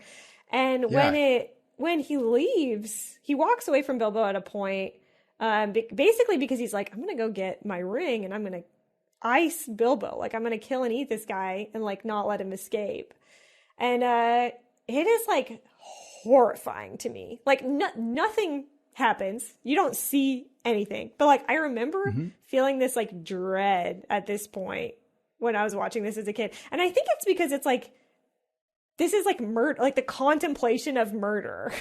Yeah. And it's not even just like, oh, he got attacked by a lion. Like, I hope the lion doesn't eat him. It's like, this is like an extant being that is like, I'm going to say or do whatever I can to kill you. And then he like sneaks away into his weird little cave that's on an island. And he's like digging around trying to find what you learn is the ring. And he's like throwing bones out of this cave. And like, it's just grimy and gross in like a Don Bluth kind of a way. And you're just like, this is so scary. And then he starts freaking out because he can't find the ring. And he starts screaming. And it's just like visceral to me. I'm sure some of that is like childhood nostalgia. I don't know. I encourage all adults who haven't seen this to go see it and then let me know how they feel about it. I have no idea. But it's just like, this is truly horrifying. I guess the closest that I can think of is in the extended edition. I think maybe it's in the theatrical version of, I think Return of the King is when you see Gollum's backstory. Yeah. And you see him as a hobbit when he's like Smeagol and he like throttles the life out of his friend or his cousin or whoever it is that he's with to get the ring. And like sometimes I will skip that scene because I'm a giant baby. And like it's just kind of gross to me. Like I was like, I know it happened. So like I just don't need to see this part. Sometimes I'll watch it, whatever. But a lot of the times I'm watching Lord of the Rings as like comfort food, like comfort movies. And that part is bothersome. That's the closest I could think of. But there's something about this that is just like, you're looking into the abyss of like this horrible, twisted mind. And especially as a kid, like that's not something you're used to thinking about. So it's just like inherently terrifying. So Gollum is kind of Smaug becomes antagonistic later, but I actually think Gollum is the crucial antagonistic element of the whole franchise, because what makes The Hobbit and Lord of the Rings and this Tolkien story unique that nothing will ever touch because it just doesn't have the guts to is this idea of like a hero that has pity. So Gollum is super terrifying, and I agree with all these things, but something you realize a little later, and also you realize why this sticks with you, is he's quite pathetic, right? Like he's so weak. He's got this like pathetic canoe that he can like barely move on. His eyes are so droopy and sad. He's like so low energy and like malnourished. And he's so angry, but it's not like it's kind of a monstrous anger that makes you wonder like what happened to him.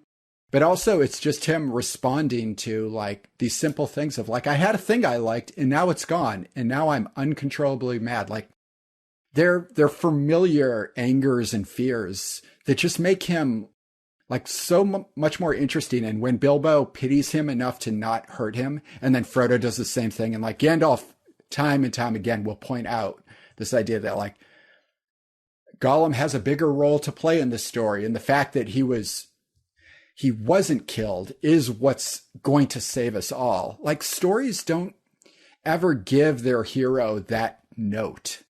Like Marvel, there's no Marvel character that's ever going to have pity on a villain because there's no villain worthy of pity. You know what I mean? Yeah. And Gollum is so good and interesting. One, because he's a great monster, but he has that whole other side that makes him like the fulcrum point of all this. And it evokes these things in these characters. Bilbo probably wasn't somebody that would, do something like this before, but this moment brings that out of him. And that's what makes him kind of grow. It's probably like his most maybe important growth is like this choice to not destroy this character who deserves it and probably might even be better off being dead, which is like something that's brought up with Gollum over and over again. So another reason this scene is like just insanely important and good. I will say though, I totally agree. And I'm like trying so hard not to spiral off into a Lord of the Rings tangent, but I will say like, not killing Gollum is also such an I don't want to say unfantasy, but it's like such an unusual thing that like, I think that's another reason why Tolkien, like these stories are like so resonant and stand out is because like, who else would have done that? Like who else would have written that? It's not something you see. Like in the vast majority of things, it would be like, well, it's a tough decision, but I have to kill him to escape or whatever. Mm-hmm. It's just not like, it's just rare and unique. That is maybe you just pointed out maybe like the most important thing is that like, when you're designing a character that's supposed to feel like you're supposed to believe and want for this character to go on a journey that's important and is meaningful, it's because they're the only one who could do the thing that's being done, right? Like any other dwarf in this situation wouldn't have done what Bilbo did. It has to be him. So that's like, if we're given like storytelling tips, that's the one we're like saying is probably super important. Your characters have to be like the only one who can accomplish the thing in the moment. And that's like exactly what this scene is doing. So I'm glad you pointed that out because I think that's like a thing I think about when I'm writing a character a lot. Well, that's funny because I feel like it goes against some of the stuff I was saying about Bilbo at the beginning where I feel like he's like the everyman kind of a thing. Oh. He's not the unique hero, but I do feel like those things kind of can work in tandem. He's still, I think you're totally right on both points. Yeah. I think he can be the everyman who makes the choice that only he can make. And it's not because, hero in like a mundane way in that like you go beyond what you're capable of. And that could be small. Like it's all in context to who you are. And I think, he's both multitudes. Bilbo he is Legion. God, I'm glad you kind of broke down the whole pacing of this scene, not to just dwell in this riddle scene, but it's a classic. But the way Gollum just gets center stage for such a long span of time in what is a undeniably and objectively rushed story, he just occupies a lot of room and has like kind of quiet, weird, introspective moments that no other character really gets. Because even when Bilbo is thinking to himself, there's a voiceover, to be clear. But Gollum is like secretive. Like he goes off screen and the camera like lingers on the cave, but he's inside and we don't see him. But like he's usually talking to himself. Yes. So it's not a voiceover and you're not getting it, but it's like you're learning a lot about him as a character because of that. Like always, he talks to himself and he thinks out loud, and the way that he speaks, like always in like third person or like talking about himself or like literally to himself, is informative of like something weird is going on with this thing. It like speaks to more than what you're seeing. Yeah. Which I think is like, that's a good thing if you want something to stand out or something to scare the pants off the nearest child. Like, that's a great way to do it. I was going to say, really quickly, though, I think it's interesting that in this cartoon version, you don't really see the crucial moment of Bilbo, like, thinking, hey, maybe I shouldn't kill this guy because I feel bad for him.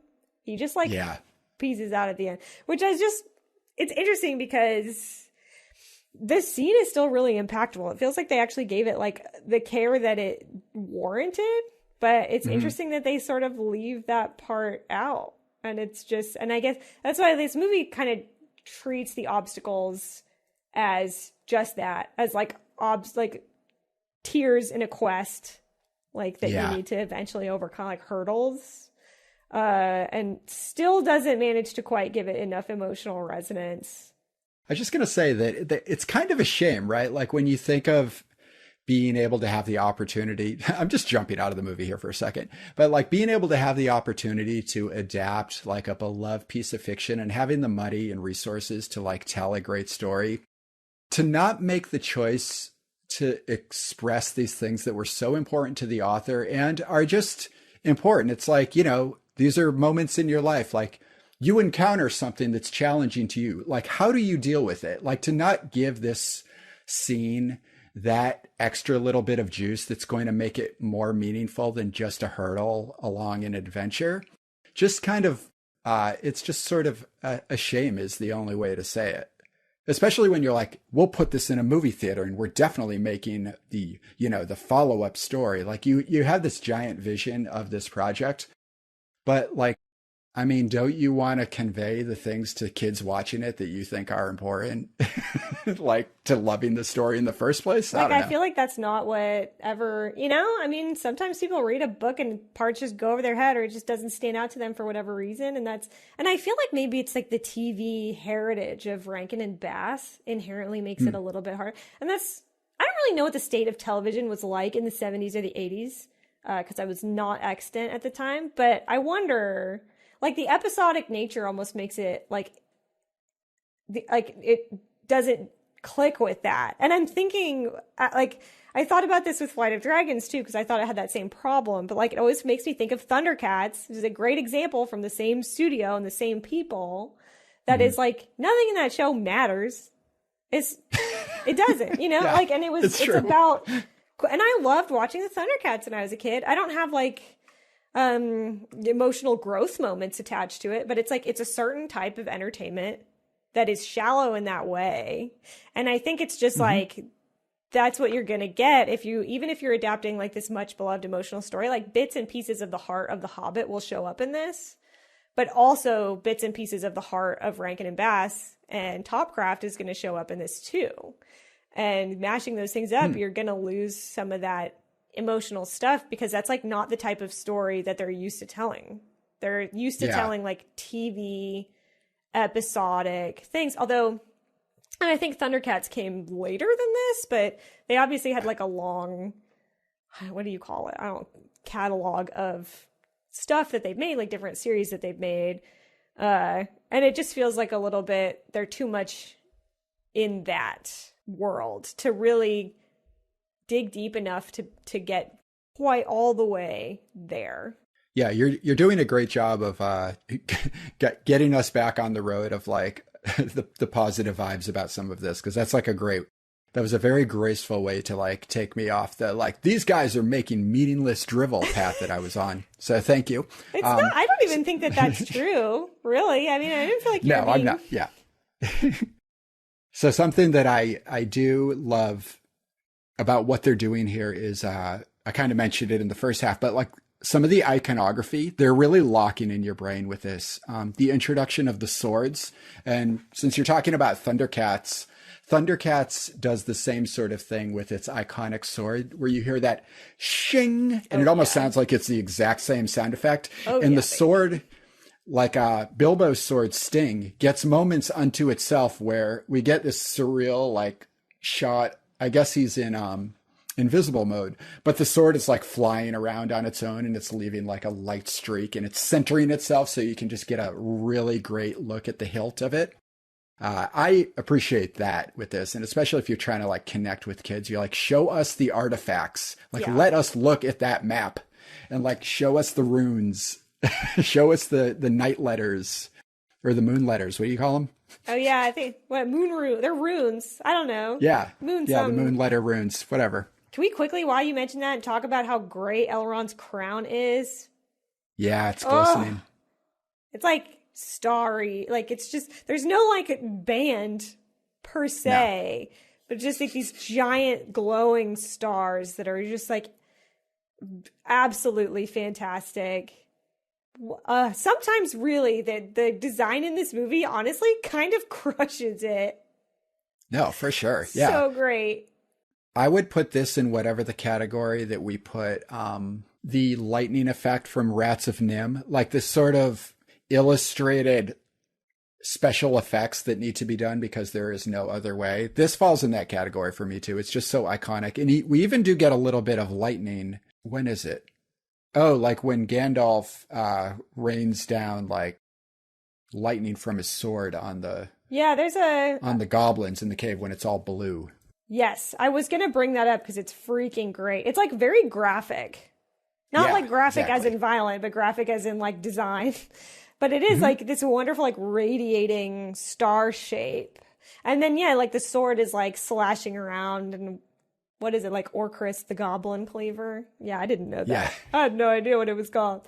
And it's fucking great because it's like a bunch of like terrified goblins getting murked by Gandalf and like these like streaks of glowing lightning going through it that is like really evocative. Yeah, the graphic element is strong in this, and it's like one of those conversations we had like with Spider-Verse where the fact that it's a little flatter and the frame rate is like slightly different.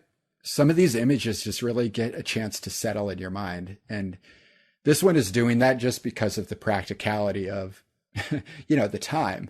But graphical lightning and all this stuff that just sits on the screen for that extra fraction of a second, it's pretty meaningful that it does that. It really gets you a chance to soak it in. I agree. I hate it when I leave you hanging like that. No, that's fine. It's good to have I can always, it's not hard to edit that stuff. Like I don't mind a good pause. I have a lot to say about the Eagles, but I'm holding off on that till a more epic Eagle scene maybe at the end. Yeah, I'm ready to skip ahead. Although I will say, speaking of edit magic, we're like an hour in. Feel free to edit that the sword is actually Glamdring. Obviously, I really dropped Glamdring the faux hammer or something. The faux hammer, yeah. Damn, that's badass. Orcris the Goblin Cleaver is mentioned right before that, but Glamdring is the cool lightning sword that Gandalf has. So my bad. No, that's a footnote, and that is in the episode now. Okay, good. Because I will let it be known. I caught my error. If you want to talk about the Eagles, we could talk about the Eagles, because I'm ready to talk. I've been holding back this whole time, but I'm ready to talk about Smaug, but I don't want to get ahead of myself. I think clearly I love Tolkien, and I know sometimes I'm a little like flaky with fantasy stuff, but he just comes up with these characters that really just hit a deep core with me. So I always appreciate when anybody connects with a fantasy character, even if I have like trouble with The Last Unicorn or stuff. Like, let it be known, I truly care that people care about this shit, because the Eagles in Tolkien are like deep in my soul. They're like, that's the thing I want to be lifted into the sky. They are my friends. To be saved. Like, they're just so, beautiful is like, I don't just throw that word around a lot, but when they arrive, like, to save the characters, I know it's such a cop-out, like, whatever. Deus Ex Eagle. Yeah, but I just love that these characters exist in this world. They're above the fights, except when they enter into the fight and save the day in the last scene. But they're kind of above this story, but they're willing to, give you a moment of their time to help you on to the next stage of your journey. But there's just something perfect about a giant eagle willing to help you. Wordlessly help you is my version of the eagle. I don't like that they talk in this one, but we can get there. They talk in the books though, don't they? Or they talk in I know. The Hobbit. I just kind of prefer the Peter Jackson silent eagle. Well, I'm like down for a talking animal. Don't get me wrong. I love a good talking animal, but I will say I agree with you in the context of this movie, because and it's just anytime there's like an opportunity for a strong character moment, I feel like they just don't go there, because the eagle is just like, yeah, well, we helped you because one time I was shot by an arrow and Gandalf healed me. Bye. It's like, you didn't need to say that. Like, you don't need to explain why, like, whatever. But I will say, I fully agree with you. Like, I'm incredibly compelled. As somebody who's compelled by megafauna and large animals in general of any kind, I can really get behind a big eagle. Because birds are also one of the best types of animals, scientifically and medically. True. And so, yes, I'm very into that. And like them just being mysterious and like you're saying, like above it, they're almost like one of the most actually magical creatures in these stories because they are not explained. And they have like their own whims and their own interests. And like, so they might help you sometimes. And they seem to have some kind of like code of honor. But like the fact that you don't really know what their deal is or what their motivations are, but they're vaguely benevolent, like all of that makes you kind of just like feel this natural respect for them. And like, I want to know more, but I'm glad that I don't. And when you're in their grasp, not that I know from experience, but it seems like it's really great though. But doesn't it look great? Doesn't it seem like so tranquil the way they always deal with these scenes when you're being carried by an eagle? Because they're so close to destroying you. Like they're lifting you with their talons. If only they would. It's right there. Yeah, it's right Step there. on me, Eagle King. But they don't. Like they could, but they don't. And then you're kind of in a moment of bliss. Yeah, like you're truly at their mercy, I guess. Yeah. They're kind of like the good dragon in a way.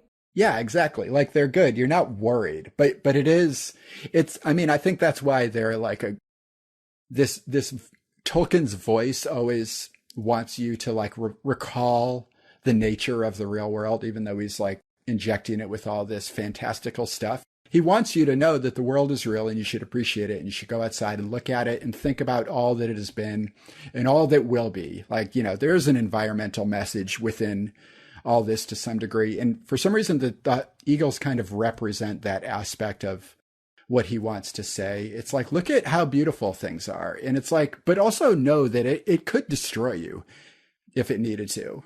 And I feel like that's kind of your rats messaging. It's like, love rats because if they had the chance, they would take you down. That's so true. It's like, we're fortunate that they have it, that they just like choose to have their little underground societies and that they don't, the only reason they have it, it's the thumbs and the lifespan. The two things. Damn, that's a good title for like my eventual rat sci-fi fiction book where rats become extremely sentient and take over the world. Yeah, when they get those thumbs and that extra lifespan. Yeah, Thumbs and Lifespan by Caitlin Cadieux. Rat story. There and back again. All right. I think we need to wrap up this adventure in Middle-earth with a talk about our pal Smaug. Finally. Chomping at the bit to talk about Smaug. If you haven't seen this movie, you got to check out the Smaug scene. You should definitely watch the Gollum scene. You should watch the whole thing. But like, if you only have like 20 minutes to spare, definitely dig up the Smaug scene because like his design is so good, like so good. And it's not even, how I would, I'm very picky about my dragons. We've been over this time and time again. And he checks most of the boxes, but there's like aspects of him that I would not think to add were I to be designing a dragon. And things that I might not even prefer. And yet he's just such a standout dragon design to me. The main thing being, and like not in a toothless way, but he has incredible cat-like sensibilities, like in a kind of a subtle way, but he's hairy. Not all over. Yeah. He spends a lot of time talking about how armored he is, both above and below, just for the record. Like his scales are like shields, I believe, if I'm not mistaken. But he has like cheek hair that kind of gives him this cat-like appearance, and then also like whiskers. And there's something about even his eyes, which is like classically dragons have the vertical like slit pupil, like a lot of cats have. But there's something about him that it feels a little bit more feline, and I believe he has like kind of he has like pointy cat ears too, which is really not something I'm used to seeing on a dragon. He doesn't have horns or anything, but he has these little kitty ears. And there's something about that really works for me, which is interesting because I can't think like thematically. It's not like cats are known for having a gold hoard or something. So I'm like, wow, like what a great parallel. But maybe it's just something about like the fickleness of a cat. Yeah. And I say this as somebody who's like an avowed cat person. I mean, I love dogs also. I love cats, whatever. I have fondness for all all Middle Earth creatures.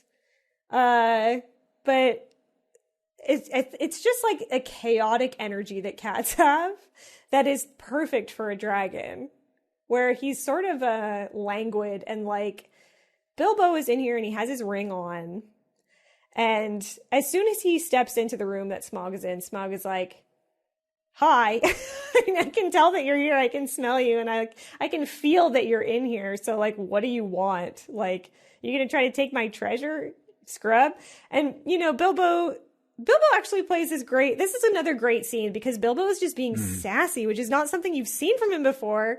And he's like been emboldened by all of his adventures and like all the little minor victories that he's won. And so he starts kind of like teasing him.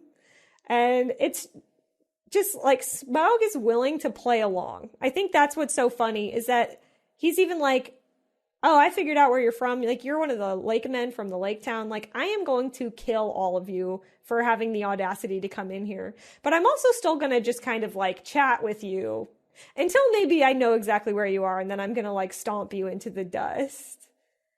And it feels like all of it just feels thematically kind of perfect. Yeah, I think that's something else to appreciate about Tolkien, is like he's a great world builder, but his dialogue scenes are also packed with great lines. Even when you strip away a bunch of the conversation from a scene like, I guess the scene, I think is called like, this chapter is Conversation with Smaug, I think.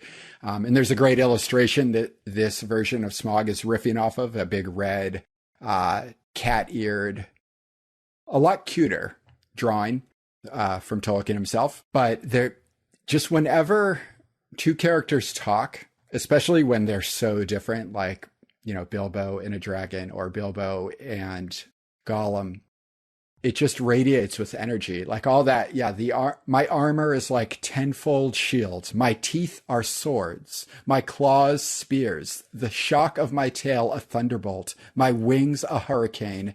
And my breath, death. I mean, it's just a tiny poem. It's fucking great. It's like one of the best things that's ever happened. Just when he gets to the shock of my tail as a thunderbolt, you're like, fuck yeah, it is. Yeah, I love dragons. But like, also in this part, I don't know who the voice actor is, but like, he's great and he's perfect. And he's like very resonant as he's talking. And like, there are these great character beats with him where he like slams his tail into like the pile of gold, you know, at that same time. And when he says my breath is death, he like melts a bunch of suits of armor with his fire breath. And it's just like, it's this little send up to how badass this dragon is. And it's really effective. Yeah. So shout out to Richard Boone, who is a voice actor from way back in like golden age radio. Like I used to listen to this show called Have Gun Will Travel, which is like a Western old radio show from like the 50s. He was a voice on that. So he knows what it is to stand in front of a microphone and like do the theater of the mind thing, which I think gives him extra special powers with voice acting in a cartoon. So yes, very cool. Can we also quickly talk about the spotlight eyes? Yeah. I've never really seen this anywhere else. But another interesting thing about Smaug is like he's looking for Bilbo this whole time, but his eyes in the dark shine actual like beams of light, which sounds really hokey. But for some reason, I feel like it really works. Like there's something about it that just feels like a little natural for him to be to have. And that really makes it a little bit more like he's like really looking for you. And if he finds you, you're dead. And I just think it's a neat affectation. Like, again, kind of going back to the idea that sometimes throughout this movie, I'm like genuinely really impressed by the designs. Not always, not everywhere, but occasionally. And even like the goblins at the beginning have this really distinctive look that I like a lot. That's really different from any of the other creatures that show up in the movie, or like the elf. I don't even like the way that whoever made this movie, that they designed the wood elves. Whoever is responsible, show yourself. I don't really like that. It's weird because they're kind of like ugly. And then like, in the Peter Jackson movies, they're like all elves everywhere are beautiful. I mean, it has freaking Lee Pace, like one of the most beautiful people to ever walk God's earth, Middle Earth, or any other earth. Like those are the wood elves. And in this, they're like these kind of like petite little green dudes. And it's so strange because it's just not at all how you would conceive them in any other Lord of the Rings context in this day and age, but that's how they design them. It just makes everything feel a little bit more unique. Yeah, the idea of the elves has yet to come to fruition with this version, because I think, like the tone of the hobbits is kind of locked in, and maybe even the dwarves, but they haven't figured out the elves, because the elves here are very, not to bring up this guy again, but Arthur Rackham, when he does elves, they feel like this. They're angrier, which is also like a type of 70s elf. Like if you had that big collection of illustrated elves, they often felt this way. Like they were a little more antagonistic and slightly less human. But I think it works a lot better for what they become later. So yeah, eyes of characters, I'm realizing now, just kind of thinking back through this story, are so crucial. So back to the Smaug eyes. The Smaug eyes. I know it's hard not to just be like Smaug. Smaug. Iconic eyes, Gollum's eyes, so unique and so expressive, even without like clearly defined pupils. And I'd say even Bilbo and the dwarves' eyes are interesting and memorable simply because you don't see a lot of aged faces in that way, especially in animation. It's just so much more appealing to clean up the face and, enunciate like lips or eyebrow or like the color of the eyes, but not like the skin around the eyes, which this movie spends a lot of effort to give you that. And I think it makes the close-ups work really well. Something that when you read about like early Disney animation, when they were trying to be cinematic, was the struggle of the close-up. Like, how do we take Snow White's face, add enough detail to get a close-up, but not make it overly detailed where she doesn't have that like naive appeal? Like this movie is working really hard to give you good close-ups, but it's not doing it in that way. It's like these people are aged. They've seen some stuff. And this is what their faces look like, like wrinkles and all, especially with Smaug. Like when you get a good look at his face, there's so much line art going on there with all the textures of his little fur tufts, but also the kind of like aged scales that exist around his eyes, like on his cheeks. There's just so much to look at. Like you could see, like you feel like you're in awe of him as Bilbo is in the way he just presents himself on screen and the way the artists render him. Yeah. In this universe. And like some of that is like the ink, like the way that they ink everything is very textural. Like it's just something about the quality of that really works. I will say one character design, just a really quick, I guess you could call it a shout out, but there's a man in Lake Town who ends up shooting this black arrow that kills Smaug. And he looks just like Tom Selleck. True, yeah. Identical. 1-to-1. It's very strange. But it's so funny because I'm just like, he just looks like a guy from like the 70s, I guess. Like, just looks like a 70s just walked guy. Into this. Yeah, it is 1977. And this movie's showing all its cards here with its human characters. I kind of love it. But I know we're probably wrapping this all up. I will say, yeah, share a concluding thought or something if you got one. I don't know if this is a concluding thought, but I do want to acknowledge, I guess, like as we get closer to the end of this, it shows a little bit more of like the stuff that happens in The Hobbit that really screams like fairy tale. That I haven't read through all of the Lord of the Rings books, but I don't feel like Lord of the Rings had quite as much of these like sort of randomly fantastical elements. But like one of the key factors in this is that a thrush, which is this like little bird, is part of this like moon prophecy sort of a thing that helps them find the entrance into the Lonely Mountain. in the first place. And then when Smaug leaves, all pissed off, and he's going to go attack Lake Town, Bilbo is like, okay, I was in there, and while I was in there, I saw this weak spot on Smaug's chest. Like, somebody needs to know about this. Hey, Thrush, can you fly down into Lake Town, please, and tell the man there about this zone, this boss, damage zone for him to shoot? And the bird, I guess, is like, okay. And he goes to do it. And I'm not saying that it's that weird, like in a movie where the eagles are talking, but there's something like very overtly magical about the eagles. I mean, they're massive, but just for this like random bird to be like, yes, I'll participate in the story too.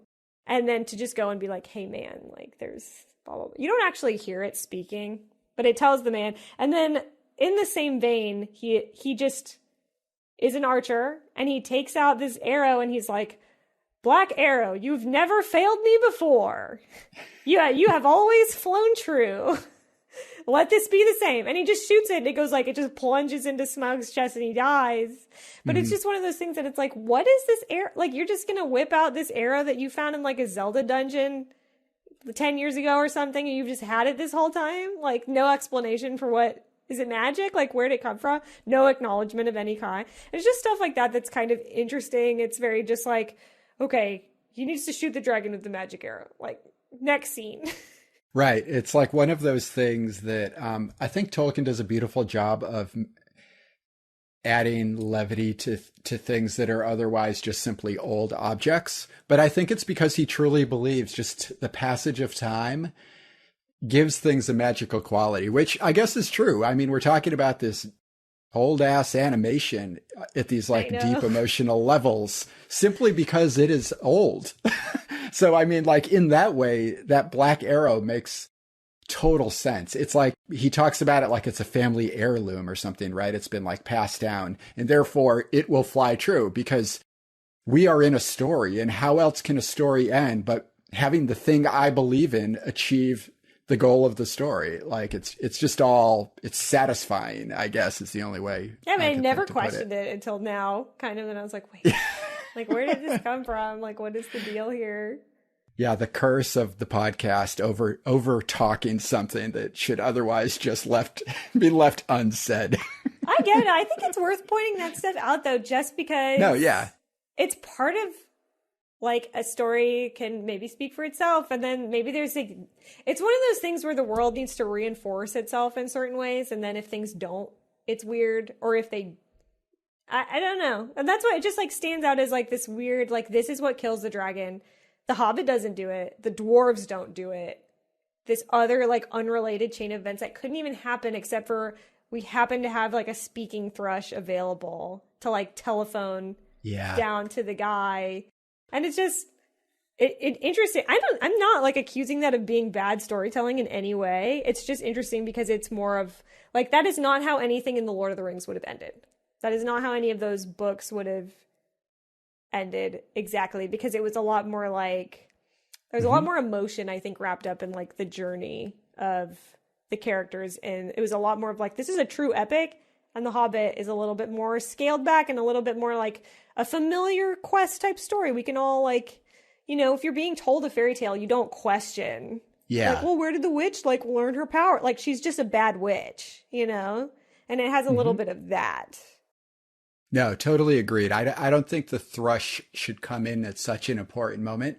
But on the other hand, I do love the thrush because it does speak to this bigger theme that even the ordinary, mundane, like everyman, like a normal, absolutely normal thrush, the Bilbo of thrushes, can still like play a part in the story, which is like a thing Gandalf always says, who's like the megaphone of Tolkien, right? He's like, you know, you play a part in this story, which I just think is such like an important thing to say. Like, you're responsible for things that happen. Even if you're a tiny thrush, you still can like sway the tide of battle or whatever. And it's a wonky moment for it to happen, but I think it is something that's just like really important to him. And like when we get into next week's story, it just comes off in such a more graceful way because we get the moth in like Lord of the Rings, you know, like saving our wizard and stuff. Like there's these tiny little creatures, and it's, as a fan of tiny creatures yourself, Caitlin, I feel like you can appreciate Oh, I all am a these things. huge fan of tiny creatures. You're not wrong. I don't think my rats would help. I don't know. I'll ask him off the air. Yeah. Yeah, show them this movie. Yeah, like I'll put them on right now, but I don't think they want to be on the podcast. So Yeah. I mean, it feels, well, no, this is appropriate. Like we're sitting here being like, all right, well, here we are at the end. How do we wrap this up? But we're also coincidentally at the end of the movie where we're having this battle. And as we touched on earlier a little bit, it's basically different factions showing up because they want restitution in some way from being under the dragon's kind of dominion, or, well, like, so the man shows up who has been elected king of Lake Town, which is pretty cool. And he wants money from the dwarves, from the treasure, in compensation for killing the dragon so he can rebuild the town, which is totally destroyed. And then Thorin kind of does this like, everybody needs to piss off because this is my money thing, which really at this point in my life in 2021, I'm like, just share the money, just share the treasure. God, like why is this so difficult? And he dies at the end for it. So I'm right. And he is wrong. Exactly. And he should have just shared the dang money. Because he did kill the whole dragon. The wood elves show up too, and they're also like, we want this because like we also sustained a lot of damage from the dragon, and I'm a little less compelled by that because they held the dwarves in captivity for months for no reason before this. So like, I don't know. I don't want to be doling out judgments left and right, but also maybe just like share some of your wealth. Maybe. And there's a big battle. Eagles show up, some goblins show up because they've heard tell that Smaug is gone and they want to kind of get in on the action. A bunch of people die. A bunch of the dwarves die. Thorin dies, and they have kind of like I'm sorry we had a fight sort of conversation because Bilbo is like, why can't you just share the money? Like, let's not fight. This is really stupid, like being the voice of reason. And Thorin doesn't want to hear anything about it. So when he's on his deathbed, they have a little bit of a like, let's part as friends sort of a situation. Mm-hmm. And then Bilbo goes home and he packs up 2 bags of gold, which is all you need in the Shire. And he goes home. And Gandalf gives us a nice little monologue about how this isn't the end, it's just the beginning. Yeah, because, movies don't need to have conclusions. They can just let you know that there's more of them, because that's how stories should be. This is part of the always. Great story of time, and life itself.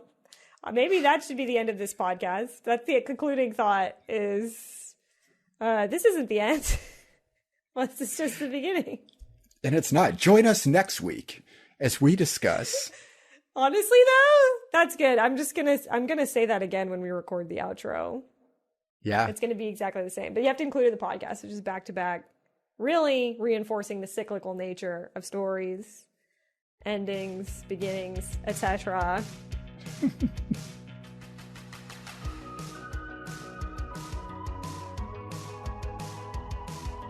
So that's the end. That's all for now. Join us next week as we return of The King by J.R.R. Tolkien, as told through the magical filter of Rankin and Bass. Ira, you love it. I'm hilarious. This is so funny. I do. I wish we could close it out right there. But there's more to say. And that is that you all should check out our episode archive and more jokes by Caitlin. We keep them all archived at cartoonfeelings.com. That's how good they are. And also, social media, of course, is happening for both of us and for you. At Feeling Cartoons. You'll find that on our Twitter and our Instagram. How do you distance yourself more from social media? It's happening for us. See, mine was funny also, but funny because it was just extremely confusing. That's a riddle in the dark, if you will. Yeah. If you have any riddles or thoughts or questions for us, please make contact by emailing us at cartoonfeelingspodcast@gmail.com. And if you're enjoying what you're hearing, if we are funny, please let us know. We would be so grateful also if you would take the time to rate us on Apple Podcasts and or leave a review. And most of all, it would be super cool if you have friends that you think would enjoy this podcast to share it with them. Yes, and the fantasy adventure continues next week, folks. We'll see you then.